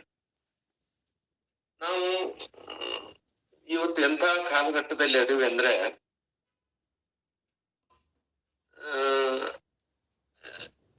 ಅಂದ್ರೆ ಪ್ರಪಾತದ ಅಂಚಿನಲ್ಲಿ ನಾವು ನಿಂತೇವೆ. ಯಾವಾಗ ಜಾರಿ ಆ ಪ್ರಪಾತಕ್ಕೆ ಬೀಳ್ತೀವಿ ಅಂತ ಗೊತ್ತಿಲ್ಲ, ಅಥವಾ ನಮ್ಮನ್ನ ಯಾರು ಬಂದು ಅದ್ರ ಒಳಗಡೆ ನುಗ್ಗಿಸ್ತಾರ ಅಂತೂ ಗೊತ್ತಿಲ್ಲ ನಮಗೆ. ಯಾಕಂದ್ರೆ ನಮಗೆ ಎಲ್ಲಕ್ಕಿಂತ ಬಹಳ ದೊಡ್ಡ ಶತ್ರು ಅಂತಂದ್ರೆ ನಮ್ಮ ತಂತ್ರಜ್ಞಾನ. ಎಷ್ಟರ ಮಟ್ಟಿಗೆ ನಮ್ಮನ್ನ ಅವಲಂಬಿತರನ್ನಾಗಿ ಮಾಡಿದೆ, ಎಷ್ಟರ ಮಟ್ಟಿಗೆ ನಮ್ಮ ಚಿತ್ತವನ್ನ ಚಂಚಲಗೊಳಿಸ್ತಾ ಇದೆ, ಎಷ್ಟರ ಮಟ್ಟಿಗೆ ಅದು ನಮ್ಮನ್ನ ಬೇರೆ ಲೋಕಕ್ಕೆ ಹೇಳ್ಕೊಂಡು ಹೋಗ್ತಾ ಇದೆ ಅನ್ನೋದನ್ನ ಊಹಿಸೋದು ಕಷ್ಟ ಆಗಿದೆ ಇವತ್ತು. ತಂತ್ರಜ್ಞಾನ ಅದು ಒಂದು ಚಾಕು ಇದ್ದಂಗೆ, ಅದನ್ನ ಹಣ್ಣು ಹೆಚ್ಚಲಿಕ್ಕೂ ನಾವು ಬಳಸಬಹುದು, ಹಾಗೆ ಕುತ್ತಿಗೆ ಕೊಯ್ಲಿಕ್ಕೂ ಉಪಯೋಗ ಮಾಡಬಹುದು. ಆದ್ರೆ ನಮ್ಮ ನಮ್ಮ ಬಾಲ್ಯದಲ್ಲಿ ನಮ್ಗೆ ಸಿಕ್ಕಂತ ಸಂಸ್ಕಾರಗಳು, ಅದು ಬೇರೆ ಬೇರೆ ತರದ ಸಂಸ್ಕಾರಗಳನ್ನ ನಾವು ಪಡ್ಕೊಂಡಿರ್ತೇವಲ್ಲ, ಆ ಸಂಸ್ಕಾರಗಳ ಮೇರೆಗೆ ನಮ್ಮ ನಡವಳಿಕೆಯಲ್ಲಿ, ನಮ್ಮ ಆಚರಣೆಯಲ್ಲಿ ಬಹಳಷ್ಟು ವ್ಯತ್ಯಾಸ ಆಗ್ತವೆ. ಯಾಕೆ ಇದನ್ನ ನಾನು ಇವತ್ತು ಹೇಳ್ತಾ ಇದ್ದೀನಿ ಅಂತಂದ್ರೆ, ನಾನು ಬಸ್ನಲ್ಲಿ ಪ್ರಯಾಣ ಮಾಡುವಾಗ, ಮೆಟ್ರೋದಲ್ಲಿ ಪ್ರಯಾಣ ಮಾಡುವಾಗ, ಅಥವಾ ಸುಮ್ಮನೆ ರಸ್ತೆಯಲ್ಲಿ ಹೋಗುವಾಗ ಗಮನಿಸಿದ್ರೆ, ಎಲ್ಲಿ ಒಂದು ತಿರುವು ಬರ್ತದೆ ಅಲ್ಲಿ ನಾವು ಹೋಗ್ತಾ ಇರುವಂತ ದಾರಿ ಸರಿ ಇದೆನೋ ಇಲ್ಲೋ ಅಂತ ಕೇಳಬೇಕು ಅಂತ, ಅಲ್ಲಿ ಯಾರು ಇರ್ತಾರ ಅವ್ರನ್ನ ಕೇಳಬೇಕು ಅಂತಂದ್ರ ಪ್ರತಿಯೊಬ್ರು ಮೊಬೈಲ್ ನೋಡೋದ್ರಲ್ಲಿ ಅಥವಾ ಮೊಬೈಲ್ ಮಾತಾಡೋದ್ರಲ್ಲಿ ಮಗ್ನಾಗಿರ್ತಾರೆ. ಯಾರನ್ನ ಕೇಳ್ಬೇಕು ಅನ್ನೋದು ಕೂಡ ನಮ್ಗೆ ಒಂದು ಸಮಸ್ಯೆ ಆಗಿದೆ ಇವತ್ತು. ಇನ್ನು ಮನೆಯಲ್ಲಿ ಅಕಸ್ಮಾತ್ ಆಗಿ ಯಾರ್ದಾದ್ರೂ ಮನೆಗೆ ಹೋದ್ರೆ ಅಲ್ಲಿ ಧಾರಾವಾಹಿಗಳು, ಮನೆಯಲ್ಲಿ ವಿಶೇಷವಾಗಿ ಹೆಣ್ಮಕ್ಳು ಆ ಧಾರಾವಾಹಿಗಳನ್ನ ನೋಡ್ತಾ ಇರ್ತಾರೆ. ಹೊರಗಿನಿಂದ ಯಾರಾದ್ರೂ ಬಂದ್ರೆ ಯಾಕೆ ಬಂದ್ರು ಇವ್ರು ಅನ್ನುವಂಥದ್ದು, ಅತಿಥಿ ದೇವೋ ಭವ ಅನ್ನುವಂತ ಸಂಸ್ಕೃತಿ ನಮ್ದು ಆಗಿತ್ತು ಅಂತ ನಾವು ಹೇಳ್ತೀವಿ. ಆದ್ರೆ ಇವತ್ತು ಆ ಧಾರಾವಾಹಿಗಳನ್ನ ನೋಡ್ತಾ ಇದ್ದವ್ರಿಗೆ ಯಾರಾದ್ರೂ ಬಂದ್ರೆ ಕಿರಿಕಿರಿ ಆಗ್ತದೆ. ಆ ಧಾರಾವಾಹಿಯಲ್ಲಿ ಮಗ್ನ ಆದಂತವ್ರಿಗೆ ನಾವು ಹೋಗಿ ತೊಂದರೆ ಕೊಟ್ವೇನೋ ಅಂತ ನಮ್ಗೆ ಅನ್ನಿಸಿ ನಾಚಿಕೆ ಬಂದು ನಾವೇ ವಾಪಸ್ ಬರ್ಬೇಕು. ಅಷ್ಟೊತ್ತಿಗೆ ಜಾಹೀರಾತು ಏನಾದ್ರು ಬಂದ್ ಬಿಡ್ತು ಅಂತಂದ್ರ ಆ ಟೈಮ್ನೊಳಗ ಬಂದ್ರೆ ಬರ್ರಿ ಅಂತ ಯಾಂತ್ರಿಕವಾಗಿ ಮಾತನಾಡಿಸುವಂತ ಪರಿಸ್ಥಿತಿ ಇವತ್ತು ನಮಗ್ ಬಂದದ. ಅದಲ್ಲದೇನೆ ಈ ಯೂಟ್ಯೂಬ್ಗಳಲ್ಲಿ ಮತ್ತು ಸಾವಿರಾರು ಆ್ಯಪ್ಗಳು ಇವತ್ತು ಅದಾವೆ. ನಮ್ಮ ಮಕ್ಕಳ ಪ್ರತಿಯೊಬ್ಬ ಮಕ್ಕಳ ಕೈಯಲ್ಲೂ ಇವತ್ತು ಮೊಬೈಲ್ ಅದೇ. ಆದ್ರ ಅವರು ಏನು ನೋಡ್ತಾರ ಅನ್ನೋದ್ರ ಮೇಲೆ ಅವರ ಭವಿಷ್ಯ ರೂಪುಗೊಳ್ತದೆ. ಅದಕ್ಕಾಗಿ ಈ ಮಕ್ಕಳ ಕೈಯಲ್ಲಿ ಮೊಬೈಲ್ ಕೊಡುವಾಗ ನಾವು ಆಲೋಚನೆ ಮಾಡ್ಬೇಕಾಗ್ತದ ಅನ್ನೋದಂತದನ್ನ ಇವತ್ತು ಆರೋಗ್ಯ ಚಿಂತನದ ಜೊತೆಗೆ ಮನೋವೈಜ್ಞಾನಿಕವಾಗಿ ನಮ್ಮ ಮಕ್ಕಳನ್ನ ನಾವು ಹೇಗೆ ಬೆಳೆಸ್ಬೇಕು ಅನ್ನೋದನ್ನು ಕೂಡ ನಾವು ಆಲೋಚನೆ ಮಾಡ್ಬೇಕು. ಇಂಥ ಸಂದರ್ಭದಲ್ಲಿ ಉರಿಯ ಗದ್ದುಗೆ ಕಾದಂಬರಿಯ ವಾಚನ ಮತ್ತು ಅದರ ಕುರಿತಾದಂತ ಇವತ್ತು ಚಿಂತನ ನಡೆಸೋದಕ್ಕೆ ಅವಕಾಶ ಮಾಡಿಕೊಟ್ಟಂತ ಹಿರಯ್ಯ ಮಠಪತಿ ಅವರಿಗೆ ನಾನು ತುಂಬ ಹೃದಯದ ಕೃತಜ್ಞತೆಯನ್ನು ಸಲ್ಲಿಸ್ತೇನೆ. ಉರಿಯ ಗದ್ದುಗೆ ನಾನು ಹೇಳ್ದೆ, ನಾನು ಬರ್ದೀನಿ ಅಂತ ಹೇಳೋದು ಅಹಂಕಾರ. ಹಾಗೆ ನಾನು ತೋಂಟದ ಸಿದ್ಧಲಿಂಗ ಡಾಕ್ಟರ್ ಸಿದ್ಧಲಿಂಗ ಮಹಾಸ್ವಾಮಿಗಳವರ ಕುರಿತಾಗಿ ಬಂದಿರುವಂತಹ ಸುಮಾರು 42 ಪುಸ್ತಕಗಳನ್ನ ಓದ್ತಾ ನಾನೇನು ಟಿಪ್ಪಣಿ ಮಾಡ್ಕೊಂಡು ಇಟ್ಕೊಂಡೆ. ನನಗೆ ಎಷ್ಟು ಕಷ್ಟ ಆಯ್ತು ಅಂತಂದ್ರೆ ಇದನ್ನ ಎಲ್ಲಿಗೆ ನಾನು ನಿಗ್ರಹಿಸ್ಬೇಕು, ಎಷ್ಟಕ್ಕೆ ನಾನು ಇದನ್ನ ರಿಸ್ಟ್ರಿಕ್ಟ್ ಮಾಡ್ಕೋಬೇಕು ಅನ್ನೋದೇ ನನಗ ಒಂದು ದೊಡ್ಡ ಸವಾಲಾಯ್ತು. ಅಂತಹ ಸಂದರ್ಭದಲ್ಲಿ ಅವರು ಬದುಕಿದಂತಹ 69 ವರ್ಷಗಳ ಆಯಸ್ಸು ಅವ್ರದ್ದೇನಿತ್ತು ಅಷ್ಟೇ ಅಧ್ಯಾಯಗಳಿಗೆ ನಾನು ಈ ಕಾದಂಬರಿಯ ಒಂದು ಕ್ಯಾನ್ವಾಸ್ ಅನ್ನ ನಾನು ಅದಕ್ಕೆ ರಿಸ್ಟ್ರಿಕ್ಟ್ ಮಾಡಿಕೊಂಡು ಈ ಕಾದಂಬರಿಯ ರಚನೆ ಮಾಡಿದೆ. ಹಾಗಾಗಿ ಇಲ್ಲಿ 69 ಚಾಪ್ಟರ್ ಅಂದ್ರೆ 69 ದಿವಸನೇ ಓದ್ಬೇಕು ಅಂತ ಏನಿಲ್ಲ. ಕೆಲವು ಸಣ್ಣ ಅಧ್ಯಾಯಗಳಿದ್ರೆ ಒಂದು ದಿವಸದಲ್ಲಿ 2 ಅಥವಾ 3 ಅಧ್ಯಾಯಗಳನ್ನ ನಾವು ಓದ್ಕೊಂಡು ಹೋಗೋಣ. ನಾನು ಈ ವೆಬಿನಾರ್ ನಲ್ಲಿ ಭಾಗವಹಿಸಿದಂತ ಎಲ್ಲ ಅಣ್ಣಂದರಿಗೆ ತಾಯಂದರಿಗೆ ವಿನಂತಿ ಮಾಡ್ಕೊಳ್ಳೋದೇನು ಅಂತಂದ್ರೆ, ನಮ್ಮ ಮಕ್ಕಳಿಗೆ ಹೆಸರಿಡುವಾಗಲೂ ಕೂಡ ತುಂಬಾ ಆಲೋಚನೆ ಮಾಡಿ ಹೆಸರಿಡ್ಬೇಕು. ಮೊನ್ನೆ ಒಬ್ರು ತಮ್ಮ ಮಗುವನ್ನು ಕರ್ಕೊಂಡು ಬಂದು ನನಗೆ ಭೇಟಿ ಆದ್ರು. ನನ್ ಮಗಳು ಸರ್ ಅಂತಂದ್ರು. ಸಂತೋಷ, ಏನಮ್ಮ ನಿನ್ನ ಹೆಸರು ಅಂದೆ. ಹುಡುಗಿ ಮಾತಾಡ್ಲಿಲ್ಲ. ಅವ್ರಪ್ಪನೇ ಹೇಳಿದ್ರು, ನಿಶಾ ಸರ್ ಅಂದ್ರು. ಏನು ಹಂಗಂದ್ರೆ ಅಂತ ಕೇಳಿದೆ ನಾನು. ಇಲ್ಲ ಸರ್ ನಿಶಾ ನಿಶಾ ಅಂದ್ರೆ ನೀವು ಏನು ವಿಚಾರ ಮಾಡಿ ಹೆಸರಿಟ್ಟಿರಿ? ಚಂದದ ಸರ್ ಅದಕ್ಕೆ. ನಿಶಾ ಇದ್ರ ಅರ್ಥ ಏನು ಗೊತ್ತಾ ಅಂದೆ. ಇಲ್ಲ ಸರ್ ಅಂದ್ರು. ಹೇಳಿದೆ, ನಿಶಾ ಅಂದ್ರೆ ಕತ್ತಲು ಅಂತ. ಯಾರಾದ್ರೂ ತಮ್ಮ ಮಕ್ಕಳಿಗೆ ಕತ್ತಲು ಅಂತ ಹೆಸರಿಡ್ಲಿಕ್ಕೆ ಸಾಧ್ಯದನಾ? ಹೌದಾ ಸರ್, ನನಗೆ ಗೊತ್ತಿಲ್ಲ ಸರ್ ಅಂತಂದ್ರು. ಅಂದ್ರೆ ನಾವು ಗೊತ್ತಿಲ್ಲದೆ ಇಟ್ಟಿರುವಂತಹ ಹೆಸರು ಅವ್ರ ಮೇಲೆ ಏನ್ ಪರಿಣಾಮ ಬೀರಬಹುದು, ಗೊತ್ತಿದ್ದು ಇಡುವಂತಹ ಹೆಸರು ಏನ್ ಪರಿಣಾಮ ಬೀರಬಹುದು ಅನ್ನೋದಕ್ಕೆ ನಾನು ಈ ಹಿಂದೆ ಪ್ರಸ್ತಾಪ ಮಾಡಿದ್ದೆ. ನಾನು ನಮ್ಮ ತಂದೆ ನನಗೆ ಬಾಪು ಅಂತ ಹೆಸರಿಟ್ಟಿದ್ದಕ್ಕಾಗಿ ನನ್ನ ಪ್ರತಿಯೊಂದು ನಡೆಯಲ್ಲೂ ಇವತ್ತು ಆ ಬಾಪು ಬಂದು ನಿಲ್ತಾನೆ. ಹಂಗಾಗಿ ಸಂಸ್ಕಾರಗಳು ನಮ್ಗೆ ಹುಟ್ಟಿನಿಂದ ಹಿಡಿದು ಸಾಯುವವರೆಗೂ ಸಂಸ್ಕಾರಗಳನ್ನ ನಾವು ಕೊಡ್ತೇವೆ ಮಕ್ಕಳಿಗೆ. ಆದ್ರೆ ಆ ಸಂಸ್ಕಾರಗಳನ್ನ ಹೇಗೆ ಕೊಡ್ಬೇಕು, ಯಾವ ಹಂತದಲ್ಲಿ ಕೊಡ್ಬೇಕು ಅನ್ನೋದ್ರ ಬಗ್ಗೆ ಆಲೋಚನೆ ಮಾಡ್ಬೇಕು. ಬಹಳಷ್ಟು ಜನ ತಂದೆ ತಾಯಿಗಳಿಗೆ ಇವತ್ತ ಆಗಿರೋ ಸಮಸ್ಯೆ ಏನು ಅಂತಂದ್ರ, ನಮ್ಮ ಮಕ್ಕಳು ನಮ್ಮ ಮಾತೇ ಕೇಳ್ತಾ ಇಲ್ಲ ಸರ್, ಏನ್ ಮಾಡೋದು? ಮೊಬೈಲ್ ಬಿಡು ಅಂತಂದ್ರೆ ಪ್ರಾಣ ಬಿಡ್ತೀನಿ, ಮೊಬೈಲ್ ಬಿಡೋದಿಲ್ಲ ಅನ್ನುವಂತ ಹಂತಕ್ಕೆ ಅವ್ರು ಬಂದಿದ್ದಾರೆ. ಅದಕ್ಕೆ ಅಂಥವ್ರಿಗೆ ಇಂಥ ಒಳ್ಳೆಯ ಕೃತಿಗಳನ್ನ ಮನೆಯಲ್ಲಿ ಇಟ್ಟು ಅದನ್ನ ಓದಿಸುವಂತ ಪ್ರಯತ್ನ ಮಾಡ್ಬೇಕು. ಬೆಳಿಗ್ಗೆ ನಾವು ಹೇಳುವಾಗ ಅವರನ್ನು ಇಲ್ಲಿ ನಾನು ನೋಡ್ತೀನಿ, ಸಂತೋಷ ಆಗ್ತಿರ್ತದೆ. ಕೆಲವು ಜನ ಮಕ್ಕಳು ಕೂಡ ಅವರ ತಂದೆ ತಾಯಿಗಳ ಜೊತೆಗೆ ಇದರಲ್ಲಿ ಭಾಗವಹಿಸ್ತಾರೆ. ಅವ್ರಿಗೆ ಅದು ಎಷ್ಟು ಅರ್ಥ ಆಗ್ತದೆ ಗೊತ್ತಿಲ್ಲ, ಆದ್ರ ಅರ್ಥ ಆಗದಿದ್ರೂ ಕೂಡ ಇಲ್ಲಿ ಭಾಗವಹಿಸುವಂತಹ ಜನರ ಹಣೆಯ ಮೇಲಿನ ಆ ವಿಭೂತಿ ಆಗ್ಲಿ ಅಥವಾ ಅವರ ನಡವಳಿಕೆ ಆಗ್ಲಿ, ಅವರು ಮಾತನಾಡುವಂತ ರೀತಿ ಆಗ್ಲಿ, ಇದರಿಂದ ಅವರಿಗೆ ತುಂಬಾ ಪ್ರಭಾವ ಆಗ್ತದೆ ಅನ್ನುವಂಥ ಮಾತನ್ನ ನಾನು ಹೇಳ್ತಾ, ಈಗ ನಾವು 5ನೇ ಅಧ್ಯಾಯಕ್ಕೆ ಬಂದಿದ್ದೇವೆ. ಉರಿಯ ಗದ್ದುಗೆಯದು 5ನೇ ಅಧ್ಯಾಯದ ಶೀರ್ಷಿಕೆ ಕಳೆದ ಗ್ಲಾಸು ಪಡೆದ ತೃಪ್ತಿ ಅಂತ. ಆ ಶೀರ್ಷಿಕೆಯಲ್ಲಿ ವಿರೋಧಾಭಾಸ ಕಾಣ್ತದೆ ನಮ್ಗೆ. ಕಳೆದ ಗ್ಲಾಸ್ ಕಳೆದ್ರೆ ತೃಪ್ತಿ ಹೆಂಗ ಸಾಧ್ಯದ? ಅದೇ ಅಲ್ಲಿ ಬರುವಂತಹ ಒಂದು ತಿರುವು. ಇದು ಶ್ರೀಗಳ ಬದುಕಿನಲ್ಲಿ ಬಂದಂತಹ ಒಂದು ತಿರುವು ಕೂಡ ಹೌದು. ನಾನು ಹಿಂದಿನ ಅಧ್ಯಾಯದಲ್ಲಿ ಅವರು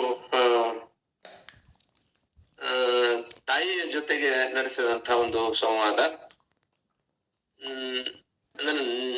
ನೀನು ಎಲ್ಲರ ತಾಯಿ ಆಗದಿದ್ರೆ ನಾನು ಎಲ್ಲರ ಮಗ ಆಗ್ತೇನೆ, ನನಗೆ ನೀನು ಮಾತ್ರ ತಾಯಿ ಅಲ್ಲವ, ನನಗೆ ಎಲ್ರೂ ತಾಯಿಯಾಗಿ ಇರ್ತಾರೆ ಇನ್ ಮುಂದ ಅಂತ ಹೇಳಿ ಬರ್ತಾರೆ.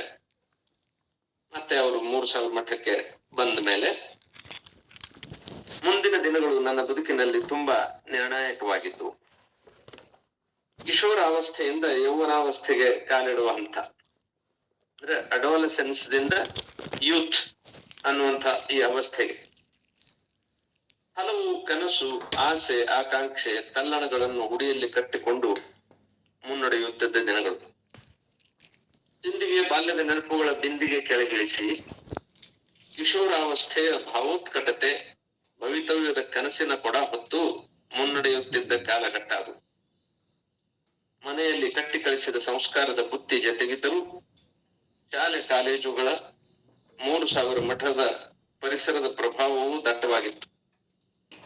ದೊಡ್ಡಪ್ಪ ಶಾಂತವೀರ ಪಟ್ಟಾಧ್ಯಕ್ಷರ ನನ್ನ ಮೇಲಿನ ಭರವಸೆಯ ಮೂಟೆ ನನ್ನ ಚಿಂತನವನ್ನು ಗಾಢವಾಗಿಸಿದರೆ ನಡೆಯನ್ನು ನಿಧಾನಗೊಳಿಸಿತ್ತು.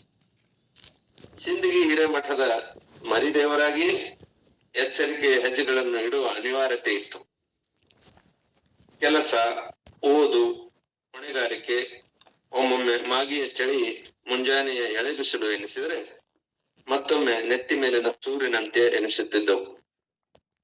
ಸನ್ಮಿತ್ರರ ಸಹಯೋಗ, ಮೂಜಗಮ್ಮ ಅವರ ಪ್ರೋತ್ಸಾಹ ಹೆಚ್ಚು ಏರಿಳಿತಗಳಿಲ್ಲದೆ ಮುನ್ನಡೆಯುವಂತೆ ಮಾಡಿದ್ದರು.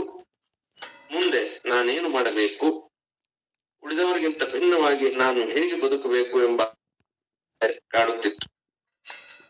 ಎಲ್ಲ ಪ್ರಭಾವಗಳನ್ನು ಬದಿಗೊತ್ತಿ ಸ್ವತಂತ್ರ ನಿರ್ಣಯಗಳನ್ನು ತೆಗೆದುಕೊಳ್ಳಬೇಕೆಂಬ ತಹತಹ ಹೆಚ್ಚತೊಡಗಿತ್ತು. ಪ್ರಾಯಶಃ 1969ರಲ್ಲಿ ಇರಬೇಕು. ಮೂಜಗಂ ಅವರು ಹಾಗೂ ಧಾರವಾಡ ಮುರುಘಾ ಮಠದ ಮಹಾಂತಪ್ಪಗಳು ಮೈಸೂರಿನ ಒಂದು ಕಾರ್ಯಕ್ರಮಕ್ಕೆ ಹೊರಟಾಗ ಜೊತೆಗೆ ನಾವು 4-6 ಒಟುಗಳನ್ನು ಕರೆದುಕೊಂಡು ಹೋಗಿದ್ದರು. ಮರಳಿ ಬರುವಾಗ ತುಮಕೂರು ಜಿಲ್ಲೆಯ ಗುಬ್ಬಿ ತೊರೆಮಠದ ಕಾರ್ಯಕ್ರಮ. ಅಲ್ಲಿ 2 ದಿನಗಳ ಕಾಲ ಉಳಿದಿದ್ದೆವು. ಅಲ್ಲಿಯ ಶ್ರೀಮಂತ ವರ್ತಕ ಶ್ರೀ ನಿಜಗುಣಯ್ಯ ಎಂಬುವವರು ನಮ್ಮೆಲ್ಲರನ್ನು ತಮ್ಮ ಮನೆಗೆ ಪೂಜೆ ಪ್ರಸಾದಕ್ಕೆ ಆಹ್ವಾನಿಸಿದರು. ನಂತರ ಗುರು ಕಾಣಿಕೆ ಎಂದು ನಮ್ಮೆಲ್ಲರಿಗೂ ತುಂಬಾ ಬೆಲೆಯುಳ್ಳ ಬೆಳ್ಳಿಯ ಗ್ಲಾಸುಗಳನ್ನು ಕೊಟ್ಟರು. ಅವರ ವಿನಯ ಹಾಗೂ ಔದಾರ್ಯ ನಮ್ಮಲ್ಲಿ ಅಚ್ಚರಿ ಮೂಡಿಸಿದವು. ಅವುಗಳನ್ನು ನಮ್ಮ ಚೀಲಗಳಲ್ಲಿಟ್ಟು ನಾವು ಯಡಿಯೂರಿಗೆ ಹೋದೆವು. ಸಂಜೆ ಮರಳಿ ಬಂದಾಗ ನನ್ನ ಚೀಲದಲ್ಲಿ ಇಟ್ಟಿದ್ದ ಬೆಳ್ಳಿ ಲೋಟ ಇರಲಿಲ್ಲ. ಇದರಿಂದ ನನಗೆ ಅಚ್ಚರಿಯಾಗಿತ್ತಾದರೂ ವ್ಯಥೆಯೇನೂ ಆಗಿರಲಿಲ್ಲ. ನನ್ನ ಸಹಪಾಠಿಗಳು ಇದನ್ನು ಮೂಜಗಮ್ಮ ಅವರ ಗಮನಕ್ಕೆ ತಂದಾಗ ವಿಚಾರಣೆ ಶುರುವಾಯ್ತು. ಬುದ್ಧಿ, ಉಳ್ಳವರು ಕೊಟ್ಟಿದ್ರು, ಇರದವರು ಒಯ್ದಾರ, ಇರ್ಲಿ ಬಿಡ್ರಿ, ನಮಗ ಅದರ ಅಗತ್ಯ ಆದ್ರೂ ಏನದ ಎಂದು ನಾನು ಹೇಳಿದರೂ ಅವರು ಅದನ್ನು ತುಂಬಾ ಗಂಭೀರವಾಗಿ ಪರಿಗಣಿಸಿದರು. ಮಾರನೇ ದಿನ ಆ ಲೋಟ ಕದ್ದವ ದಾನ ಕೊಟ್ಟ ನಿಜಗುಣಯ್ಯನವರ ಮಗ ಮಲ್ಲಿಕಾರ್ಜುನನೇ ಎಂದು ಗೊತ್ತಾಯಿತು. ಎಲ್ಲರಿಗೂ ಅಚ್ಚರಿಯ ಜೊತೆಗೆ ಆಘಾತವೂ ಆಗಿತ್ತು. ದೀಪದ ಬುಡದಲ್ಲೇ ಅದೆಂಥ ಕತ್ತಲೆ! ಕಳ್ಳತನಕ್ಕೆ ಕಾರಣದ ಜೊತೆಗೆ ಮನೋವೈಜ್ಞಾನಿಕ ಹಿನ್ನೆಲೆಯೂ ಇರುತ್ತದೆ. ಇಂಥ ಆಗರ್ಭ ಶ್ರೀಮಂತರ ಮಗನ ನಡವಳಿಕೆ ಹೀಗೇಕೆ ಎಂದು ವಿಚಾರಿಸಲಾಗಿ ತಂದೆ ಮಗನ ನಡುವಿನ ಪ್ರೇಮ ಸೇತು ಬಿರುಕು ಬಿಟ್ಟಿತು. ತಂದೆ ಮಗನನ್ನು ಮನೆಯಿಂದ ಹೊರಹಾಕಿದ್ದು ತಿಳಿದು ಬಂತು. ನಾನು ಈ ದೃಶ್ಯವನ್ನ ಬರೆಯುವಾಗ ನಮ್ಮ ಮನೆ ಹಿಡ್ಕೊಂಡು ನಮ್ಮ ಸುತ್ತಮುತ್ತಲಿನ ನಮ್ಮ ನೆರೆಹೊರೆಯವರ ಬದುಕನ್ನು ಕೂಡ ನಾನು ಅವಲೋಕಿಸಿದೆ. ಎಷ್ಟೋ ಮನೆಗಳಲ್ಲಿ ತಂದೆ ಮಕ್ಕಳ ನಡುವೆ ಸಾಮರಸ್ಯ ಇರಂಗಿಲ್ಲ. ತಂದೆ ಮಕ್ಕಳನ್ನ ಪಕ್ಕದಲ್ಲಿ ಕೂರಿಸಿಕೊಂಡು ಮಾತಾಡೋದಿಲ್ಲ. ನಾನು ಹಿರಿಯ ಅನ್ನುವಂತ ಅಹಂಕಾರದಿಂದ ಮಕ್ಕಳನ್ನ ದೂರ ಇಟ್ರೆ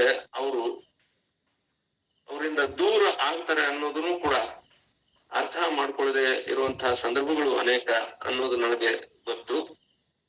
ಹೀಗೆ ನಿಜಗುಣಯ್ಯ ಮತ್ತು ಅವರ ಮಗ ಮಲ್ಲಿಕಾರ್ಜುನ ನಡುವೆ ಕೂಡ ಒಂದು ಆ ಪ್ರೇಮ ಸೇತು ಬಿರುಕು ಬಿಟ್ಟಿತ್ತು. ಆ ನೋಟವನ್ನು ಅವನಿಗೆ ಮರಳಿಸಿ, ಮುಂದಾದ್ರೂ ಹೀಗೆ ಮಾಡಬೇಡ ಮಾರಾಯ, ನಿಮ್ಮ ಮನೆತನದ ಘನತೆ ಗೌರವಗಳನ್ನು ಕಾಪಾಡಿಕೊಂಡು ಹೋಗು ಎಂದು ಹೇಳಿದಾಗ ಗಳಗಳನೆ ಆತ ಬುದ್ಧಿ ತಪ್ಪಾಯ್ತು, ನನ್ನನ್ನು ಕ್ಷಮಿಸಿ, ಇನ್ನು ಮುಂದೆ ನಾನು ಎಂದೂ ಹಾಗೆ ಮಾಡ್ಲಾರೆ. ಆದ್ರೆ ಈ ವಿಷಯವನ್ನ ನಮ್ಮ ತಂದೆಗೆ ತಿಳಿಸಬೇಡಿ ಎಂದು ಗೋಗರೆದ.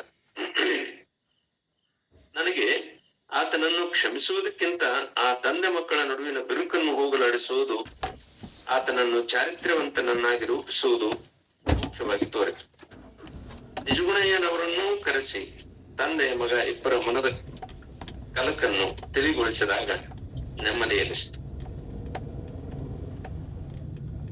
ಮುಂದೆ ಆ ತಂದೆ ಮಕ್ಕಳು ಒಂದಾದದ್ದು ಮಾತ್ರವಲ್ಲ, ಮಲ್ಲಿಕಾರ್ಜುನ ತನ್ನ ವ್ಯಸನಗಳನ್ನು ತೊರೆದು ಚಾರಿತ್ರ್ಯವಂತನಾದುದಲ್ಲದೆ ತಂದೆಗೆ ತಕ್ಕ ವಾರಸುದಾರನಾದ, ಮಹಾದಾನಿಯೂ ಎನ್ನಿಸಿದ.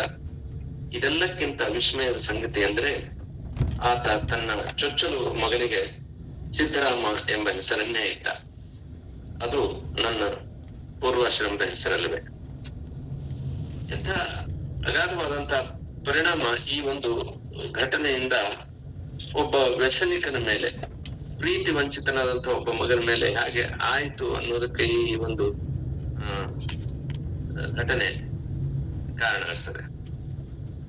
ಇನ್ನು ಅವರಿಗೆ ದೊರೆತ ಸಂಸ್ಕಾರಗಳಲ್ಲಿ ಬಹಳ ಮುಖ್ಯವಾದಂತಹದ್ದು ಶಾಂತವೀರ ಪಟ್ಟಾಧ್ಯಕ್ಷರು ಅವರಿಗೆ ನೀಡಿದಂತಹ ಸಂಸ್ಕಾರ.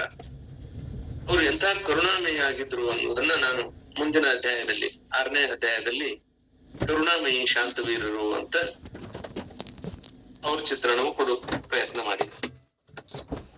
ನಮ್ಮ ದೊಡ್ಡಪ್ಪ ಶಾಂತವೀರ ಪಟ್ಟಾಧ್ಯಕ್ಷರು ಮಾತೃ ಹೃದಯಗಳು. ಎಲ್ಲರ ಸಂತೋಷದಲ್ಲಿ ತಮ್ಮ ಸಂತೋಷವನ್ನು ಕಾಣುವವರು. ತುಂಬಾ ಬಡತನದಲ್ಲಿ ಬೆಳೆದದ್ದರಿಂದ ಬಡವರ ಮೇಲೆ ಅವರಿಗೆ ತುಂಬಾ ಕಾಳಜಿ. ಉತ್ತರ ಕರ್ನಾಟಕದ ಜಂಗಮರು ಅಂಥ ಸ್ಥಿತಿವಂತರೇನೂ ಅಲ್ಲ. ಇವರಿಗೆ ಹೊಲ ತೋಟಗಳಿರುವುದು ತುಂಬಾ ಅಪರೂಪ. ಇದ್ದರೂ ಮೈ ಮುರಿದು ದುಡಿಯುವವನಲ್ಲ. ಹಿಟ್ಟಿನ ಕಾಯಕ ಮಾಡಿಕೊಂಡು ಅಥವಾ ಕಣಕಟ್ಟುಗಳಲ್ಲಿ ದಾನ ಪಡೆದುಕೊಂಡು ಉಪಜೀವನ ನಡೆಸುವವರು. ಲಿಂಗಾಯತರ ಮನೆಯ ಮಂಗಳ ಅಮಂಗಳ ಕಾರ್ಯಕ್ರಮಗಳಲ್ಲಿ ಹಾಜರಿದ್ದು ಅವರು ಕೊಡುವ ಗುರುದಕ್ಷಿಣೆ ತಂದು ಮನೆ ಮಂದಿಯ ಹೊಟ್ಟೆ ತುಂಬಿಸಬಹುದು. ತುಂಬಾ ಕಷ್ಟದ ಕೆಲಸ ಎಂದು ಅವರಿಗೆ ಗೊತ್ತಿತ್ತು. ಆದ್ದರಿಂದ ಬಡ ಜಂಗಮರ ಮಕ್ಕಳಿಗಾಗಿ ಗದಗಿನ ಸಿದ್ಧಲಿಂಗೇಶ್ವರ ನಗರದಲ್ಲಿ ಒಂದು ಧಾರ್ಮಿಕ ಸಂಸ್ಕೃತ ಪಾಠಶಾಲೆಯನ್ನ ಆರಂಭಿಸಿದರು. ವೈದಿಕ ಆಚರಣೆಗಳಿಗೆ ಒಟ್ಟುಗಳನ್ನು ಸಿದ್ಧಪಡಿಸುವುದು ಅವರ ಉದ್ದೇಶವಾಗಿತ್ತು. ಧಾರ್ಮಿಕ ಕಾರ್ಯಗಳಲ್ಲಿ ಮಂತ್ರಗಳನ್ನು ಶ್ಲೋಕಗಳನ್ನು ಹೇಳಿಕೊಂಡು ಪೂಜೆ ನೆರವೇರಿಸುವುದು, ಮಂಗಳಾರತಿಗಳನ್ನು ಹೇಳುವುದು, ಶುಭ ಕಾರ್ಯಗಳಿಗೆ ಪಂಚಾಂಗ ನೋಡಿ ಮುಹೂರ್ತ ಹೇಳುವುದು, ಜ್ಯೋತಿಷ್ಯ ಹೇಳುವುದು, ಇಂಥ ವಿದ್ಯೆಯ ಜೊತೆಗೆ ಸಂಸ್ಕೃತವನ್ನು ಕಲಿತು ನಿರಾತಂಕವಾಗಿ ಉಪಜೀವನ ನಡೆಸಲಿ ಎಂಬ ಉದ್ದೇಶ ಅವರದಾಗಿತ್ತು. ಹಾವೇರಿಯಲ್ಲೂ ಇಂಥ ಒಂದು ಸಂಸ್ಕೃತ ಪಾಠಶಾಲೆ ಆರಂಭಿಸಿದ್ದರು. ಅವರು ಹಿರಿಯರು. ನಾನು ಚಿಕ್ಕವನಿದ್ದಾಗ ಅವರಿಗೆ ಎದುರಾಡುವ ಧೈರ್ಯ ನನಗಿರಲಿಲ್ಲ. ಯಾವುದು ಸರಿ ಯಾವುದು ತಪ್ಪು ಎಂಬ ನಿಖರವಾದ ಜ್ಞಾನವೂ ಇರಲಿಲ್ಲ. ಆದರೆ ನಾನು ಕಾಲೇಜಿನಲ್ಲಿ ಓದುವಾಗ ಮೌಢ್ಯ, ವೈದಿಕ ಆಚಾರ ವಿಚಾರ ಇವು ನನಗೆ ಹಿಡಿಸಲಿಲ್ಲ. ಈ ಸಂಸ್ಕೃತ ಪಾಠಶಾಲೆಯಲ್ಲಿ ಓದುವವರು ಪ್ರಗತಿಪರರಾಗಲಿ ಅಧ್ಯಯನಶೀಲರಾಗಲಿ ಎಂಬ ವಿಚಾರ ನನಗೆ ಬಂತು. ಅವ್ರಿಗೆ ಅವ್ರ ದೊಡ್ಡಪ್ಪ ಅವರಿಂದ ದೊರೆತಂತಹ ಸಂಸ್ಕಾರದಲ್ಲಿ ಅವ್ರ ಮಾನವೀಯ ಕಾಳಜಿ ಅದರಿಂದ ಇದ್ರೂ ಕೂಡ ಇದು ಎಲ್ಲೋ ಒಂದು ರೀತಿಯ ಮೌಢ್ಯವನ್ನ ಬಿತ್ತುತ್ತದೆ ಅನ್ನುವಂತಹದ್ದನ್ನ ಅವರು ಓದಿನಿಂದಾಗಿ ಬಹಳಷ್ಟು ಪುಸ್ತಕಗಳನ್ನ ಅವರು ಓದ್ತಿದ್ರು ಅನ್ನೋದನ್ನ ಪ್ರಸ್ತಾಪ ಮಾಡಿದೆ. ಓದಿನಿಂದ ಅವರು ತಮ್ಮ ನಡೆಯಲ್ಲಿ ಬದಲಾವಣೆ ಮಾಡಿಕೊಂಡ್ರು ಅನ್ನೋದನ್ನ ಇಲ್ಲಿ ವ್ಯಕ್ತ ಮಾಡಿದ್ದಾರೆ. ಕಾಲೇಜಿನಲ್ಲಿ ಓದುವಾಗ ಮೌಢ್ಯ, ವೈದಿಕ ವಿಚಾರ, ಆಚಾರ ನನಗೆ ಹಿಡಿಸಲಿಲ್ಲ. ಈ ಸಂಸ್ಕೃತ ಪಾಠಶಾಲೆಯಲ್ಲಿ ಓದುವವರು ಪ್ರಗತಿಪರರಾಗಲಿ ಅಧ್ಯಯನಶೀಲರಾಗಲಿ ಎಂಬ ವಿಚಾರ ನನಗೆ ಬಂತು. ನನ್ನಲ್ಲಿದ್ದ ಅನೇಕ ಪುಸ್ತಕಗಳನ್ನು ಬದಿಗೆ ತೆಗೆದುಕೊಂಡು ಹೋಗಿ ಅಲ್ಲಿದ್ದ ಒಟುಗಳಿಗೆ ವಚನ, ವೈಚಾರಿಕ ಲೇಖನಗಳ ಬಗ್ಗೆ ಹೇಳಿ ಅವರ ಚಿಂತನ ಕ್ರಮವನ್ನು ಬದಲಿಸುವ ಪ್ರಯತ್ನ ಮಾಡಿದೆ. ನನ್ನ ಈ ತೆರನಾದ ತೊಡಗುವಿಕೆ ಶಾಂತವೀರ ಪಟ್ಟಾಧ್ಯಕ್ಷರಿಗೆ ಸಂತೋಷ ಉಂಟು ಮಾಡಿತು. ಅವರು ಹಾವೇರಿಯಿಂದ ಗದುಗಿಗೆ ಬಂದಾಗ ನಾನು ಹುಬ್ಬಳ್ಳಿಯಿಂದ ಗದುಗಿಗೆ ಹೋಗಿ ಬರುತ್ತಿದ್ದೆ. 1972ರಲ್ಲಿ MA ಕಲಿಯುತ್ತೇನೆಂದೆ. ಅವರು ಕಾಶಿಗೆ ಏಕೆ ಹೋಗಬಾರದು ಎಂದರು. ನನಗೆ ಇಷ್ಟವಾಗಲಿಲ್ಲ. ಕನ್ನಡ ವಿಷಯದಲ್ಲಿ ಸ್ನಾತಕೋತ್ತರ ಅಧ್ಯಯನ ಮಾಡುವೆ ಎಂದೆ. ಹೌದು, ಕಾಶಿ ಈಗ ಮೊದಲಿನಂಗಿಲ್ಲ. ಆಯ್ತು, MA ಮಾಡು. ನಮ್ಮ ಮಠದ ಮರಿ ವಿದ್ವಾಂಸನಾಗ್ಬೇಕು, ಎಲ್ಲರೂ ಮೆಚ್ಚಿ ಹೌದೌದು ಅನ್ಬೇಕು ಎಂದರು. ಎಲ್ಲ ರೀತಿಯಿಂದಲೂ ನನ್ನನ್ನು ಪ್ರೋತ್ಸಾಹಿಸಿದರು. ಅಲ್ಲಿಂದ ನನ್ನ ಸ್ನಾತಕೋತ್ತರ ಅಧ್ಯಯನ ಆರಂಭ ಆಯಿತು. ಅಂದ್ರೆ ಅವರ ಸ್ನಾತಕೋತ್ತರ ಅಧ್ಯಯನಕ್ಕೆ ಕಾರಣಗಳನ್ನ ನಾವು ಎಲ್ಲಿ ಹುಡುಕ್ತೇವೆ ಅಂತಂದ್ರೆ,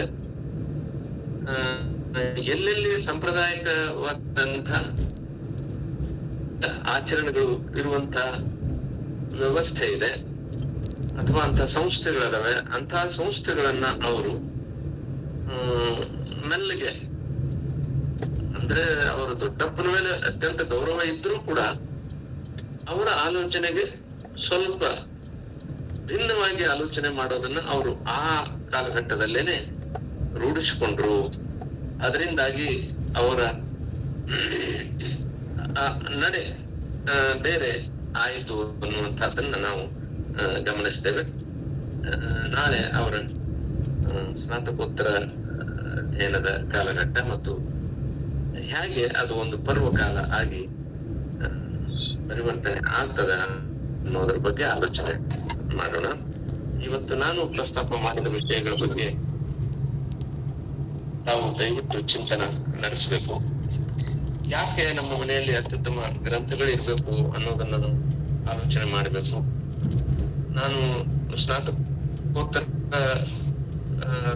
ಪದವಿಗಾಗಿ ಓದುವಾಗ ಅಥವಾ ಕಾಲೇಜು ವಿದ್ಯಾರ್ಥಿಯಾಗಿ ಧಾರವಾಡದಲ್ಲಿ ಇದ್ದಾಗ ನಮ್ಮ ತಂದೆ ಕಳಿಸ್ತಾ ಇದ್ದಂತ 1,000 ರೂಪಾಯಿ, ಆಗ ಪ್ರತಿ ತಿಂಗಳು ಅವ್ರು ಕಳಿಸ್ತಾ ಇದ್ದಂತ 1,000 ರೂಪಾಯಿಯಲ್ಲಿ 800 ರೂಪಾಯಿ ಮಾತ್ರ ನಾನು ಖರ್ಚು ಮಾಡಿ ಇನ್ನು 200 ರೂಪಾಯಿ ಉಳಿಸಿಕೊಂಡು ನನ್ನ ಸ್ನೇಹಿತರೆಲ್ಲ ಧಾರವಾಡದಲ್ಲಿ ಇರುವಂತ ಒಂದೇ ಒಂದು ದೊಡ್ಡ ರಸ್ತೆ, ಸುಭಾಷ್ ರಸ್ತೆ ಅಂತಿತ್ತಲ್ಲ, ಆ ಸುಭಾಷ್ ರಸ್ತೆಯಲ್ಲಿ ಆ ಕಡೆಯಿಂದ ಈ ಕಡೆ, ಈ ಕಡೆಯಿಂದ ಆ ಕಡೆ ತಿರುಗಾಡ್ತಾ ಇದ್ರು. ಯಾಕೆ ತಿರುಗಾಡ್ತಾ ಇದ್ರು ಅಂತ ಅನ್ನೋದನ್ನ ಈಗ ನೆನಪು ಮಾಡ್ಕೊಂಡ್ರೆ ನಗುನು ಬರ್ತದೆ, ವ್ಯಥೆನೂ ಆಗ್ತದೆ.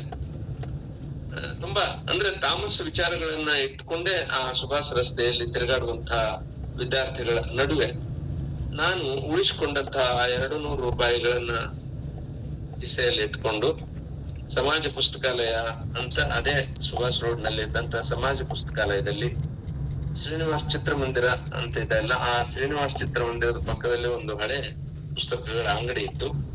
ಆ ಅಂಗಡಿಗಳಲ್ಲಿ ಹೋಗಿ ಆವಾಗಲೇ ನಾನು ಈ ಪುಸ್ತಕಗಳನ್ನ ಕೊಳ್ಳುವುದನ್ನ ರೂಢಿಸಿಕೊಂಡೆ. ಅದು ಇವತ್ತಿನವರೆಗೂ ಕೂಡ ಮುಂದುವರೆದಿದೆ. ಇವತ್ತು ನನ್ನ ಬ್ಯಾಂಕ್ ನಲ್ಲಿ ಬ್ಯಾಲೆನ್ಸ್ ಎಷ್ಟು ಅಂತ ನನಗೆ ಗೊತ್ತಿಲ್ಲ, ಆದ್ರೆ ನನ್ನ ಮನೆ ಗ್ರಂಥಾಲಯದಲ್ಲಿ ಸುಮಾರು ಒಂದು 15,000ಕ್ಕಿಂತ ಹೆಚ್ಚು ಪುಸ್ತಕಗಳದಾವೆ. ಪ್ರಾಯಶಃ ಆ 15,000 ಪುಸ್ತಕಗಳು ನನ್ನನ್ನು ಮಾತ್ರ ರೂಪಿಸಲಿಲ್ಲ, ನನ್ನ ಮಕ್ಕಳಿಗೂ ಕೂಡ ಒಂದು ಅಂತ ಅದ್ಭುತವಾದಂತ ಸಂಸ್ಕಾರ ನನ್ನ ಆ ಗ್ರಂಥಾಲಯದಿಂದ ಆಗಿದೆ ಅಂತ ನಾನು ತಿಳ್ಕೊಂಡಿದ್ದೆ. ಅದಕ್ಕೆ ತಂದೆ ತಾಯಿಗಳು ತಾವು ಮನೆಯಲ್ಲಿ ಇಡುವಂತಹ ಪುಸ್ತಕಗಳ ಪ್ರಭಾವ ತಿಳಿದೋ ತಿಳಿಯದೆಯೋ ಮಕ್ಕಳ ಮೇಲೆ, ಮುಂದಿನ ಪೀಳಿಗೆ ಮೇಲೆ ಆಗ್ತದೆ ಅನ್ನೋದನ್ನ ನಾನು ಈ ಸಂದರ್ಭದಲ್ಲಿ ಹೇಳ್ತಾ ಈ ಅವಕಾಶಕ್ಕಾಗಿ ಕೃತಜ್ಞತೆಗಳು. ಶರಣಾರ್ಥಿ. ಶರಣಾರ್ಥಿಗಳು. ಇಲ್ಲಿವರೆಗೆ ಶ್ರೀ ಬಾಪುಗೌಡ ಪಾಟೀಲ್ ಅವರು ಉರಿಯ ಗದ್ದಿಗೆಯ 5ನೇ ಅಧ್ಯಾಯವನ್ನ ನಮ್ಮ ಮುಂದೆ ಪ್ರಸ್ತುತಪಡಿಸಿದ್ದಾರೆ. ಪೂಜ್ಯರು ಆ ಬೆಳ್ಳಿಯ ಲೋಟ ಕಳೆದಾಗ ಹೇಗೆ ನಿರ್ಲಿಪ್ತತೆಯನ್ನ ವಹಿಸಿದ್ರು ಅನ್ನೋದನ್ನು ಕೂಡ ನಾವು ಇಲ್ಲಿ ಚಿಂತನೆ ಮಾಡಬೇಕಾಗಿದೆ. ಅಂತ ಒಂದು ಪ್ರಸಂಗ ನನ್ನ ಜೀವನದಲ್ಲಿಯೂ ಕೂಡ ನಡೆಯಿತು ಅನ್ನೋದನ್ನ ಇಲ್ಲಿ ನಾನು ಪ್ರಸ್ತುತಪಡಿಸ್ತಾ ಇದ್ದೇನೆ. ನಾನು ಬನಹಟ್ಟಿಯ ಸರ್ಕಾರಿ ಗಂಡು ಮಕ್ಕಳ ಶಾಲೆಯಲ್ಲಿ 5ನೇ ವರ್ಗದಲ್ಲಿ ಓದ್ತಾ ಇರುವಂತಹ ಸಂದರ್ಭದಲ್ಲಿ ಒಬ್ರು ವಿಜಾಪುರ ಭಾಗದ ಹಿರೇಗೌಡರ್ ಅನ್ನುವಂಥ ಶಿಕ್ಷಕ ದಂಪತಿಗಳು ಬನಹಟ್ಟಿಗೆ ವರ್ಗವಾಗಿ ಬರ್ತಾರೆ. ಆ ಸಂದರ್ಭದಲ್ಲಿ ಅವರು ಸ್ವಲ್ಪ ವೈದ್ಯಕೀಯ ವೃತ್ತಿಯಲ್ಲಿ ತೊಡಗಿದವರಾಗಿರ್ತಾರೆ. ಅದು ಸರ್ಟಿಫಿಕೇಟ್ ಇರದೇ ಇದ್ರು ಕೂಡ ಅಲ್ಲೇ ಇಲ್ಲೇ ನೋಡಿ ಕೇಳಿ ಮಾಡಿ ಆ ವೈದ್ಯಕೀಯ ವೃತ್ತಿಯನ್ನ ಯಾರಿಗೂ ಆಗಲಾರದ ಹಾಗೆ ಅವರು ಮಾಡ್ತಾ ಇರ್ತಾರೆ. ಅದಕ್ಕೆ ಅವರು ರೋಗಿಗಳು ಯಾರು ಅಂದ್ರೆ ಅವರಿಗೆ ಶಿಕ್ಷಕರೇ ಅವರಿಗೆ ರೋಗಿಗಳು. ಅವರು ಜಮಖಂಡಿಯಲ್ಲಿ, ಹುಲ್ಲೂರಲ್ಲಿ ಕೆಲವು ಶಿಕ್ಷಕರಿಗೆ ಔಷಧಿಗಳನ್ನ ಕೊಡ್ತಾ ಇದ್ರು. ಅವಾಗ ರೊಕ್ಕದ ಚಲಾವಣೆ ಬಹಳ ಕಡಿಮೆ. ಅಂತ ಸಂದರ್ಭದಲ್ಲಿ ನಾನು 5ನೇ ವರ್ಗದಲ್ಲಿದ್ದಾಗ ನನ್ನನ್ನು ತಮ್ಮ ಮನೆಗೆ ಆಹ್ವಾನ ಮಾಡಿ, ನಾನು ಜಂಗಮನುವಂತ ಭಾವ ಇಟ್ಟುಕೊಂಡು ಆ ಮನೆಗೆ ಆಹ್ವಾನ ಮಾಡಿ, ತಮ್ಮ ಮಕ್ಕಳು ಹುಟ್ಟಿದಾಗ ಆ ಮಕ್ಕಳಿಗೆ ಲಿಂಗ ಕಟ್ಟೋದು, ಆ ಮನೆಯ ಸಂಸ್ಕಾರಕ್ಕೆ ಸ್ವಲ್ಪ ನೆರವಾಗುವಂತ ಒಂದು ಕಾರ್ಯವನ್ನು ನನ್ನಿಂದ ಅವರು ಮಾಡಿಸ್ತಾ ಇದ್ರು. ಆ ಒಂದು ಸುಲಿಗೆ ನನ್ನ ಮೇಲೆ ಹೆಚ್ಚಾದದ್ದರಿಂದ ಅವರು ಬಹಳಷ್ಟು ಕಾರ್ಯಗಳನ್ನ ನನ್ನ ಕಡೆಯಿಂದ ನಿರೀಕ್ಷೆ ಮಾಡ್ತಾ ಇದ್ರು.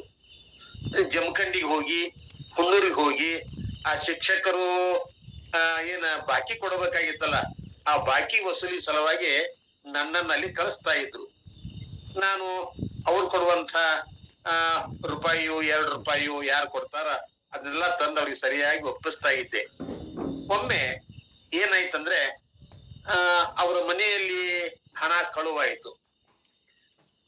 ಇದ್ದ ಮೂವರಲ್ಲಿ ಕದ್ದವರಾರು ಅನ್ನೋದನ್ನ ನಾವೆಲ್ಲ ಕೇಳ್ತೀವಿ. ನಾನೊಬ್ಬ ಹೊರಗಿನವ, ಆದ್ರೆ ಮನೆಯೊಳಗೆ ಎಲ್ಲಾ ಕಡೆಗೆ ನಾನು ಅಡ್ಡಾಡುವಂತವ. ನನ್ನ ಮೇಲೆ ಸಂಶಯ ಬರೋದು ಸ್ವಾಭಾವಿಕ. ಅವರು ಹಣ ಕಳೆದ ದಿವಸ ನೇರವಾಗಿ ಕ್ಲಾಸ್ ರೂಮ್ನೊಳಗೆ ಬಂದ ನನ್ನ ಉದ್ದೇಶಿಸಿ, ನನ್ನ ಹೆಸರು ಹೇಳಿಲ್ಲ, ಆದ್ರೆ ನನ್ನ ಉದ್ದೇಶಿಸಿ ಮಾತನಾಡಿದರು. ಆ ಸೂಕ್ಷ್ಮತೆ ನನಗ ಆ ಚಿಕ್ಕವನಿದ್ದಾಗೂ ಕೂಡ ಅರ್ಥ ಆಯ್ತು. ಓಹೋ, ಇಂಥ ಒಂದು ವಿಷಯ ನನ್ನ ಮೇಲೆ ಬಂತಲ್ಲ, ಅಪವಾದ ಬಂತಲ್ಲ ಅಂತ ತಿಳ್ಕೊಂಡು ಮನಸ್ಸಿನಲ್ಲಿ ಖೇದವನ್ನು ಉಂಟು ಮಾಡಿಕೊಂಡು ನಾನು ಪಾಟೆ ಚೀಲ ಮನೆಯ ಶಾಲೆಯಲ್ಲಿ ಇಟ್ಟ ಮಧ್ಯಾಹ್ನ ಊಟಕ್ಕೆ ಮನೆಗೆ ಹೋದವನು ತಿರುಗಿ 3 ತಿಂಗಳಾದ್ರೂ ನಾ ಶಾಲೆಗೆ ಹೋಗಲಿಲ್ಲ. ಯಾಕೆಂದ್ರೆ ಶಿಕ್ಷಕರು ನನ್ನ ಮೇಲೆ ಇಂಥ ಅಪವಾದನ ಹೊರಿಸಿದ್ದಾರೆ ಅನ್ನುವಂತ ಒಂದು ವ್ಯತಿರಿಕ್ತ ಪರಿಣಾಮ ನನ್ನಲ್ಲಿ ಆದದ್ದರಿಂದ ನಾನು ಶಾಲೆಗೆ ಹೋಗಲಿಲ್ಲ. ನಮ್ಮ ಮನೆಯವರು, ನಮ್ಮ ಅಜ್ಜ, ನಮ್ಮ ತಾಯಿ, ನಮ್ಮ ಮಾಮ ಎಲ್ಲರೂ ಬಹಳಷ್ಟು ನನಗೆ ತಿಳಿ ಹೇಳಿದ್ರು ಕೂಡ ಆ ಶಿಕ್ಷಕರ ಧ್ವನಿ ಮಾತ್ರ ನನ್ನಲ್ಲಿ ಇನ್ನೂ ಅದು ಕೊರಿತಾ ಇತ್ತು. ಆ ಸಂದರ್ಭದೊಳಗೆ ಒಂದು 3 ತಿಂಗಳ ನಂತರ ಆ ಶಿಕ್ಷಕರೇ ನಮ್ಮ ಮನೆಗೆ ಬಂದ್ರು. ಅವರು ಎತ್ತರವಾದಂತ ದೇಹ, ಅವರು ದಾಡಿ ಬಿಟ್ಟಿದ್ರು, ಶಿಖರಗತೆ ಅವರು ಪೇಟ ಸುತ್ತಾ ಇದ್ದರು, ದೋತ್ರ, ಆ ನೆರು ಶರ್ಟ, ಇದು ಅವರ ಉಡುಗೆ ತೊಡಿಗೆ. ಅವ್ರು ಆ ಸಂದರ್ಭದೊಳಗೆ ಒಂದು ಬುಲೆಟ್ ಇಟ್ಟಿದ್ರು. ಆ ಬುಲೆಟ್ ಮೇಲೆ ಅವರು ಎಲ್ಲರೂ ಹೋಗ್ಬೇಕಾದ್ರೆ ಬುಲೆಟ್ ಮೇಲೆ ಹೋಗ್ತಾ ಇದ್ರು. ಅವರು ನಮ್ಮ ಮನೆಗೆ ಬಂದ್ರು. ನಮ್ಮ ಮನೆಗೆ ಬಂದ ಹೇಳಿದ್ರು, ನಾನು ತಿಳಿದುಕೊಂಡದ್ದು ತಪ್ಪು, ಅದನ್ನ ಹಿರಯ್ಯ ಆತ ಹಣ ಕದ್ದಿಲ್ಲ, ಹಣ ಕದ್ದವನು ನನ್ನ ಮಗನೇ ಅನ್ನೋದನ್ನ ಕೂಡ ಅವರು ಪ್ರಾಂಜಲ ಮನಸ್ಸಿನಿಂದ ಒಪ್ಪಿಕೊಂಡ್ರು. ಆವಾಗ ನಾನು ಪುನಃ ಶಾಲೆಗೆ ಹೋದೆ ಅನ್ನುವಂತ ಒಂದು ನನ್ನ ಜೀವನದ ಆ ಭಾಗವನ್ನ. ಹಾಗೆ ಇಲ್ಲೇ ಆ ನಂಜಯ್ಯನವರು ನಿಜಗುನಯ್ಯನವರ ಅವರೆಲ್ಲ ಶ್ರೀಮಂತರು, ಎಲ್ಲರಿಗೂ ಬೆಳ್ಳಿ ಲೋಟವನ್ನ ಅವರು ದಾಸೋಹ ರೂಪದಲ್ಲಿ ಕೊಟ್ಟಿದ್ದಾರೆ. ಆದ್ರ ಕೆಲವು ಚಟಗಳಿಗೆ ಅಧೀನವಾಗಿರುವಂತ ಅವರ ಮಗ ಅದನ್ನ ಕಳತನ ಮಾಡಿ ಅದನ್ನ ಮಾರಿ ಅದರಿಂದ ಬಂದಿರುವಂತಹ ಹಣದಿಂದ ತನ್ನ ಚಟವನ್ನ ತೀರಿಸಿಕೊಂಡ ಅನ್ನೋದನ್ನು ಕೂಡ ನಾವಿಲ್ಲಿ ನೋಡ್ತೀವಿ. ಆದ್ರೆ ತಪ್ಪಿನ ಅರಿವು ಆದ ಮೇಲೆ ತಿದ್ದಿಕೊಳ್ಳೋದು ಬಹಳ ಶ್ರೇಷ್ಠವಾದಂತಹ ಕಾರ್ಯ. ಅಲ್ಲಿ ಅವರು ತಿದ್ದುಕೊಂಡು ಪುನಃ ಒಬ್ಬ ಒಳ್ಳೆಯ ನಾಗರಿಕ ಆದದ್ದು ಇವತ್ತಿನ ಚಿಂತನೆ ಒಳಗೆ ನಮ್ಗ ಕಂಡು ಬಂದಿದೆ. ಒಂದು ಮಾತನ್ನ ಬಹಳ ಸ್ಪಷ್ಟವಾಗಿ ಹೇಳಿದ್ರು, ಇಂಥ ಕಾರ್ಯಕ್ರಮಗಳನ್ನ ನಾವು ಅಷ್ಟೇ ಕೇಳಲಾರದ ನಮ್ಮ ಮಕ್ಕಳು ಕೂಡ ಅದನ್ನ ಆಲಿಸ್ಬೇಕು, ಅವರು ಕೂಡ ಆಲಿಸ್ಬೇಕು ಅನ್ನೋದನ್ನ ಬಹಳ ಸ್ಪಷ್ಟವಾದಂತಹ ಮಾತುಗಳಲ್ಲಿ ಹೇಳ್ಕೊಟ್ರು. ಈಗ ಆಗಾಗ ನಮ್ಮಲ್ಲಿ ಕೆಲವು ಸಣ್ಣ ಮಕ್ಕಳು ಕೂಡ ಎದ್ದು ಇದಕ್ಕೆ ಜಾಯಿನ್ ಆಗಿರ್ತಾರೆ ಅನ್ನುವಂತ ಮಾತನ್ನು ಕೂಡ ನಾವು ಈ ಸಂದರ್ಭದಲ್ಲಿ ಹೇಳ್ತಾ, ನಿನ್ನಿನ ಚಿಂತನೆಯಲ್ಲಿ ಒಂದು ಬಹಳ ಸ್ಪಷ್ಟವಾದಂತಹ ಮಾತು, ತಾಯಿ ಕರಳು ಎಂಥದ್ದು ಅನ್ನೋದನ್ನು ಕೂಡ ನಾವೆಲ್ಲ ಇಲ್ಲಿ ಕಂಡೀವಿ. ಹೌದು, ತನ್ನ ಮಗ ಏನ ಆಗ್ಲಿ ಎಂತ ಆಗ್ಲಿ ಅವ ನನ್ನ ಮಗ, ಅವ ಚೆನ್ನಾಗಿ ಉಣಬೇಕು, ಚೆನ್ನಾಗಿ ತಿನ್ನಬೇಕು, ನಿಷ್ಪುಟವಾಗಿ ಬೆಳಿಬೇಕು ಅನ್ನುವಂಥದ್ದು ಒಂದೇ ಒಂದು ತಾಯಿ ಹಂಬಲ ಇರ್ತಾ ಇದೆ.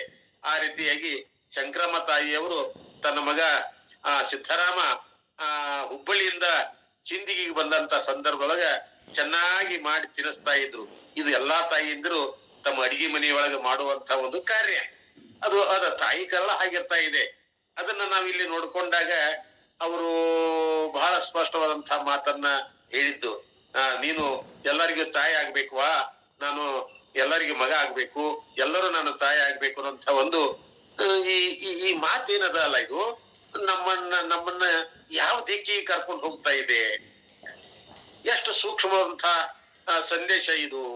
ಅದಕ್ಕ ಅಕ್ಕ ಮಾಗಿದು ನಮ್ಮ ಶರಣ ಸಾಹಿತ್ಯದಲ್ಲಿ ಪರವಧುನು ಮಹಾದೇವಿ ಎಂಬೆ ಅನ್ನುವಂತ ಒಂದು ಮಾತನ್ನ ನಾವು ಅರ್ಥೈಸಿಕೊಳ್ಳಬೇಕಾದಂಥದ್ದು ಇವತ್ತಿನ ದಿನಮಾನದಲ್ಲಿ ಅನಿವಾರ್ಯತೆಯಾಗಿದೆ. ಅಂಥ ಮಾತನ್ನ ತಮ್ಮ ಉರಿಯ ಗದ್ದುಗೆ ಕಾದಂಬರಿಯಲ್ಲಿ ಕೇವಲ ಕಥಾರೂಪ ಇರದೆ ಆ ಕಥೆಯೊಳಗ ಸೂಕ್ಷ್ಮವಾಗಿರುವಂತಹ ಸಂಸ್ಕಾರಗಳನ್ನ ಶ್ರೀ BR ಪೊಲೀಸ್ ಪಾಟೀಲ್ರು ಅಲ್ಲಲ್ಲಿ ಕಟ್ಟಿಕೊಟ್ಟಿದ್ದಾರೆ. ಇಂದಿನ ಈ ಚಿಂತನೆಯೊಳಗ ಒಬ್ಬ ಮಗ ಹೇಗೆ ಇದ್ದ, ಹೇಗೆ ಆದ, ಇದಕ್ಕೆ ಪರಿವರ್ತನೆ ಅಂತ ಕರೀತಾರೆ. ಪ್ರತಿಯೊಬ್ಬರ ಬದುಕಿನಲ್ಲಿ ಕೂಡ ಪರಿವರ್ತನೆಯ ತಿರುವುಗಳಿರ್ತಾವ. ಆ ತಿರುವುಗಳನ್ನ ಮೇಲಿನ ಮೇಲೆ ಮೆಲಕ್ ಹಾಕ್ತಾ ಅದನ್ನ ನಾವು ನಮ್ಮ ಪೀಳಿಗೆಗೆ ತಿಳಿಸಿಕೊಡ್ತಾ ನಮ್ಮ ಬದುಕನ್ನ ನಾವು ಹಸನ ಮಾಡಿಕೊಳ್ಳಬೇಕಾಗಿದೆ ಅನ್ನುವಂತ ಮಾತನ್ನ ತಿಳಿಸಿದಂತ ಶ್ರೀ BR ಪೊಲೀಸ್ ಪಾಟೀಲರಿಗೆ ನಾನು ಅನಂತರಂತ ಭಕ್ತಿಯ ಶರಣಾರ್ಥಿಗಳನ್ನ ಸಲ್ಲಿಸ್ತಾ, ಈಗ ಸಮಯ 6:04 ಆಗಿದೆ. ಆದ್ರೂ ಕೂಡ ಒಂದ 5-6 ನಿಮಿಷ ನಾವೆಲ್ಲ ಚಿಂತನೆಯಲ್ಲಿ ಭಾಗವಹಿಸೋಣ. ಯಾರಾದ್ರೂ ಇದಕ್ಕ ಸಂವಾದಿಯಾಗಿ ತಮ್ಮ ವಿಚಾರಗಳನ್ನ ಪೂರೈಸುವವರಿದ್ರೆ, ಜೋಡಿಸುವವರಿದ್ರೆ ಅವರಿಗೆ ಕಾಲಾವಕಾಶವಿದೆ. ಅವರಿಗೆ ಸ್ವಾಗತ, ಸುಸ್ವಾಗತ.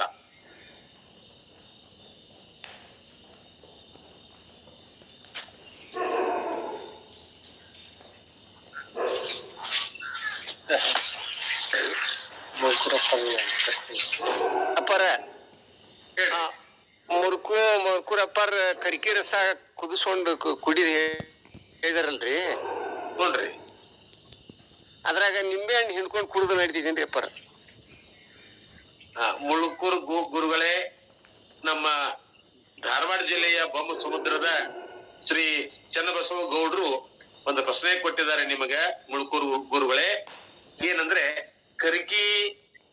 ಕರಿಕೆಯನ್ನ ಕುಡಿಯುವಾಗ ಅದರ ಜೊತೆಗೆ ಲಿಂಬಿ ರಸವನ್ನ ಬೆರೆಸ್ಬೇಕು ಹೇಗೆ ಅನ್ನೋದನ್ನ ಅವ್ರ ಪ್ರಶ್ನೆ ಕೇಳಿದ್ದಾರೆ. ಅದಕ್ಕೆ ತಮ್ಮ ಉತ್ತರವನ್ನ ನಾವು ನಿರೀಕ್ಷೆ ಮಾಡ್ತಾ ಇದ್ದೇವೆ. ನೀವು ಕುದಿಸಿ ಕುಡಿಯುವಾಗ ಏನು ಒಂದೆರಡು ಡ್ರಾಪ್ ಹಾಕ್ಕೋಬೋದು, ಏನು ಹಾಕಬಾರ್ದಂತ ಏನಿಲ್ಲ. ಆದರೆ ಅದೇ ನೆಗಡಿ ಕೆಮ್ಮು ಇದ್ದಾಗ ನೀವು ಹಾಕ್ಕೊಂಡು ಕುಡೀರಿ, ಏನು ತೊಂದರೆ ಇಲ್ಲ. ಕುಡಿಬಾರ್ದಂತೇನಿಲ್ಲ, ಕುಡಿಬೋದು, ತೊಂದರೆ ಇಲ್ಲ. ನಾವು ಕುಡ್ದಿಲ್ಲ. ಈ ಕರಿಕೆಯ ರಸ ಕರಿಕೆಯನ್ನು ಕುದಿಸಿ ಕುಡಿಯುವುದು ನೆಗಡಿಗಳಾದಾಗ ನೆಗಡಿಯ ಕೆಮ್ಮು ಆದಾಗ ಕುದಿಸಿ ಕುಡಿದ್ರೆ ಏನ್ ತೊಂದರೆ ಇಲ್ಲ. ಎಸ್ ಆದ್ರ ಅದನ್ನ ಕುದಿಸಲಾರದೆ ಹಾಗೆಯೇ ನಾವು ನಿಸರ್ಗದತ್ತವಾಗಿ ಅದನ್ನ ಕುಡಿದ್ರೆ ಹೆಚ್ಚು ಪರಿಣಾಮ ಆದೀತೇನು ಅಂತ ತಿಳ್ಕೊಂಡ ತಮ್ಮ ಅಭಿಪ್ರಾಯ. ಹೌದು ಹೌದು ಸರ್, ಹೌದು ಹೌದು, ಕರೆಕ್ಟ್ ಕರೆಕ್ಟ್. ಹೌದು ಚನ್ನಬಸವೇಗೌಡ್ರೆ, ನಮಗೆ ತೃಪ್ತಿ ಆಯ್ತಲ್ಲ? ಚನ್ನಬಸವೇಗೌಡರು ಒಬ್ರು ಇಂದಿನ ಜನಮಾನದ ಶರಣರು. ಅವರು ಧಾರವಾಡ ಜಿಲ್ಲೆಯ ಬೊಮ್ಮ ಸಮುದ್ರದಲ್ಲಿ ಇದ್ದಾರೆ. ಆ ಬೊಮ್ಮ ಸಮುದ್ರವನ್ನ ಅದು ಲಿಂಗ ಸಮುದ್ರವನ್ನಾಗಿ ಮಾಡಿದಂತಹ ಒಂದು ಶ್ರೇಯಸ್ಸ ಶ್ರೀ ನಮ್ಮ ಬೊಮ್ಮ ಚನ್ನಬಸವೇಗೌಡರು ಸಲ್ತಾ ಇದೆ. ಅವರಷ್ಟೇ ಅಲ್ಲ, ಅವರವರ ಬೀಗರು ಸಂಬಂಧಿಕರು ಎಲ್ಲರನ್ನ ಲಿಂಗಮಯವನ್ನಾಗಿ ಮಾಡುವಲ್ಲಿ ಬಹಳಷ್ಟು ಪ್ರಯತ್ನ ಮಾಡ್ತಾ ಇದ್ದಾರೆ. ಅವರು ಒಬ್ಬ ಭೌತಿಕವಾಗಿ ಶ್ರೀಮಂತರು ಅಲ್ಲದೆ ಇದ್ರು ಕೂಡ ಅವರು ಭಾವನಾತ್ಮಕವಾಗಿ ಅಷ್ಟೇ ಅಲ್ಲ, ಹೃದಯ ಶ್ರೀಮಂತಿಕೆಯನ್ನ ಮಾಡಿಕೊಂಡಂತ ಒಬ್ಬ ಶರಣರು ಇಂದಿನ ಜನಮಾನದಲ್ಲಿ ಇದ್ದಾರೆ. ಇನ್ನೊಂದು ಮಾತನ್ನ ಅವ್ರ ಬಗ್ಗೆ ನಾನು ಹೇಳ್ಬೇಕಂದ್ರೆ, ಅವರು ಜೋಳ ಬೆಳೀತಾರೆ. ತಮಗೆಷ್ಟು ಬೇಕೋ ಅಷ್ಟ ವರ್ಷದ ಪೂರ್ತಿಗೆ ಇಟ್ಟುಕೊಂಡು ಉಳಿದೆಲ್ಲವನ್ನ ಬಡಬಗ್ಗರಿಗಿನ ಅವರು ಉಚಿತವಾಗಿ ದಾಸೋಹ ರೂಪದಲ್ಲಿ ಕೊಟ್ಟು ಬರ್ತಾರೆ. ಇಂಥವ್ರು ಇಂದಿನ ದಿನಮಾನದೊಳಗೆ ಇದ್ದಾರಲ್ಲ ಅನ್ನೋದನ್ನ ನಾವು ತಿಳ್ಕೊಳ್ಬೇಕಾಗಿದೆ. ಅಂತ ನಮ್ಮ ಚನ್ನಬಸವೇಗೌಡರು ಒಂದು ದೊಡ್ಡ ಕೆಲಸ ಮಾಡಿದ್ದಾರೆ. ಏನಂದ್ರೆ, ಅವರ ತಂಗಿಯನ್ನ ಕುರುಡಿಕೇರಿಯ ಗುರುಸಿದ್ದಪ್ಪನವರಿಗೆ ಲಗ್ನ ಮಾಡಿ ಕೊಟ್ಟಿದ್ದಾರೆ. ಆ ಕುರುಡಿಕೇರಿ ಗುರುಸಿದ್ದಪ್ಪನವ್ರ ಮನೆಯೊಳಗ ಸೌದತ್ತಿ ಯಲ್ಲಮ್ಮನ ಹಡ್ಲಿಗೆಯನ್ನು ಹಿಡ್ಕೊಂಡು ವಾರದಲ್ಲಿ 2 ದಿನ ಮಂಗಳವಾರ ಮತ್ತು ಶುಕ್ರವಾರ ಅವರು ಜೋಗ ಆಡಿ ಬರುವಂತ ಒಂದು ಪದ್ಧತಿಯನ್ನು ಅವ್ರ ಮನೆಯೊಳಗ ಹೇಗೆ ಬೆಳೆಸ್ಕೊಂಡಾರೋ ಗೊತ್ತಿಲ್ಲ, ಅದು ಬೆಳೆದು ಬಂದಿತ್ತು. ಆದ್ರ ಅದನ್ನ ಆ ಮೌಢ್ಯತೆಯಿಂದ ಅವರೆಲ್ಲರನ್ನ ಹೊರತಂದು ಅವ್ರಿಗೆಲ್ಲ ಲಿಂಗವನ್ನ ಕೊಟ್ಟು ಅವ್ರು ಇವತ್ತ, ನಾನು ಅವ್ರ ಮನೆಗೆ ಹೋಗಿ ಬಂದಿದ್ದೇನೆ, ಆ ಮನೆ ಇವತ್ತ ಲಿಂಗಮಯ ಆಗಿದೆ. ಆ ಮೊಮ್ಮಕ್ಕಳನ್ನ, ಗುರುಸಿದ್ದಪ್ಪನವರ ಮೊಮ್ಮಕ್ಕಳನ್ನ ನೋಡಿದ್ರೆ ಸಾಕು ಬಹಳ ಪ್ರೀತಿ ಆಗ್ತದ. ಸಣ್ಣ ಸಣ್ಣ ಮಕ್ಕಳು, ಮೊನ್ನೆ 3 ವರ್ಷದ ಒಂದು ಮಗು, ಅವರ ಮೊಮ್ಮಗಳು ಬಹಳ ಚೆನ್ನಾಗಿ ವಚನಗಳನ್ನ ಹೇಳಿದಳು. ಎಲ್ಲರಿಗೂ ಕಂಡು ಕೂಡಲೇ ಶರಣಾರ್ಥಿ ಹೇಳಿದಳು. ಇದು ಮಕ್ಕಳ ಮೇಲೆ ನಾವು ಕೊಡುವಂತ ಒಂದು ದೊಡ್ಡ ಸಂಸ್ಕಾರ. ಆ ಸಂಸ್ಕಾರವನ್ನ ನಮ್ಮ ಚನ್ನಬಸವೇಗೌಡರು ಬರೇ ಬೀಗರ ಮನೆ ಅಷ್ಟೇ ಅಲ್ಲ, ಸುತ್ತಮುತ್ತಲಿನ ಗ್ರಾಮಗಳಲ್ಲಿ ಕೂಡ ಅದನ್ನ ಅವರು ಪಸರಿಸಿದ್ದಾರೆ. ಅವರು ಒಬ್ಬ ಚರಜಂಗಮರಾಗಿ ಈ ಸೇವೆಯನ್ನ ಮಾಡ್ತಾ ಇದ್ದಾರೆ. ಅವರಿಗೆ ಇನ್ನಷ್ಟು ಬಸವಾದೇಶಿ ಶರಣರು ಆಯುಷ್ಯ ಆರೋಗ್ಯವನ್ನ ನೀಡ್ಲಿ ಅಂತ ತಿಳ್ಕೊಂಡು ನಾನು ಭಗವಂತನಲ್ಲಿ ಪ್ರಾರ್ಥಿಸಿ ಅವರ ಕುರಿತಂತ ಪರಿಚಯವನ್ನು ತಮಗೆ ತಿಳಿಸಿಕೊಟ್ಟಿದ್ದೇನೆ. ಚನ್ನಬಸವೇಗೌಡರಿಗೆ ಅಭಿನಂದನೆಗಳು. ಯುಗ ಪರಿವರ್ತನೆಗಿದೆ ಬೇಸ್ ನೋಡ್ರಿ, ದಯವಿಟ್ಟು ಇಂಥವ್ರು ಹೆಚ್ಚಬೇಕು.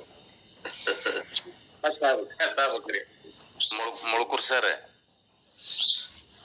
ಅವರು ಬಸಗೌಡ ಬಿರಾದಾರ್ ಅಂತ ಹೇಳಿ ನಮ್ಮ ಹಾರುಗೇರಿಯ ಪ್ರಗತಿ ಕೋಆಪರೇಟಿವ್ ಸೊಸೈಟಿಯ ಸಿಇಒ, ಚೀಫ್ ಎಕ್ಸಿಕ್ಯೂಟಿವ್ ಆಫೀಸರ್ ಆಗಿರುವಂತ ಶ್ರೀ BV ಬಿರಾದರ್ ಅವರು ಒಂದು ಪ್ರಶ್ನೆ ಕೇಳ್ತಾ ಇದ್ದಾರೆ.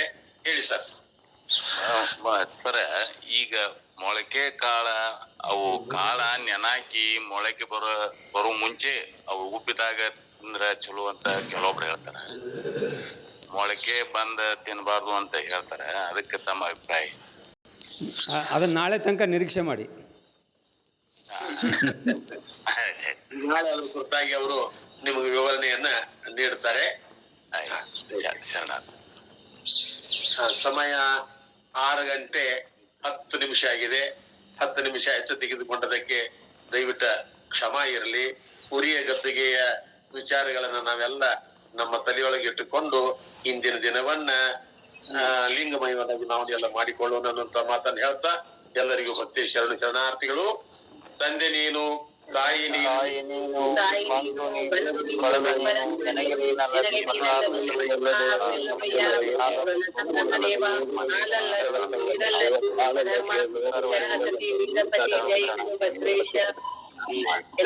ಎಲ್ಲರಿಗೂ ಶರಣಾರ್ಥಿ.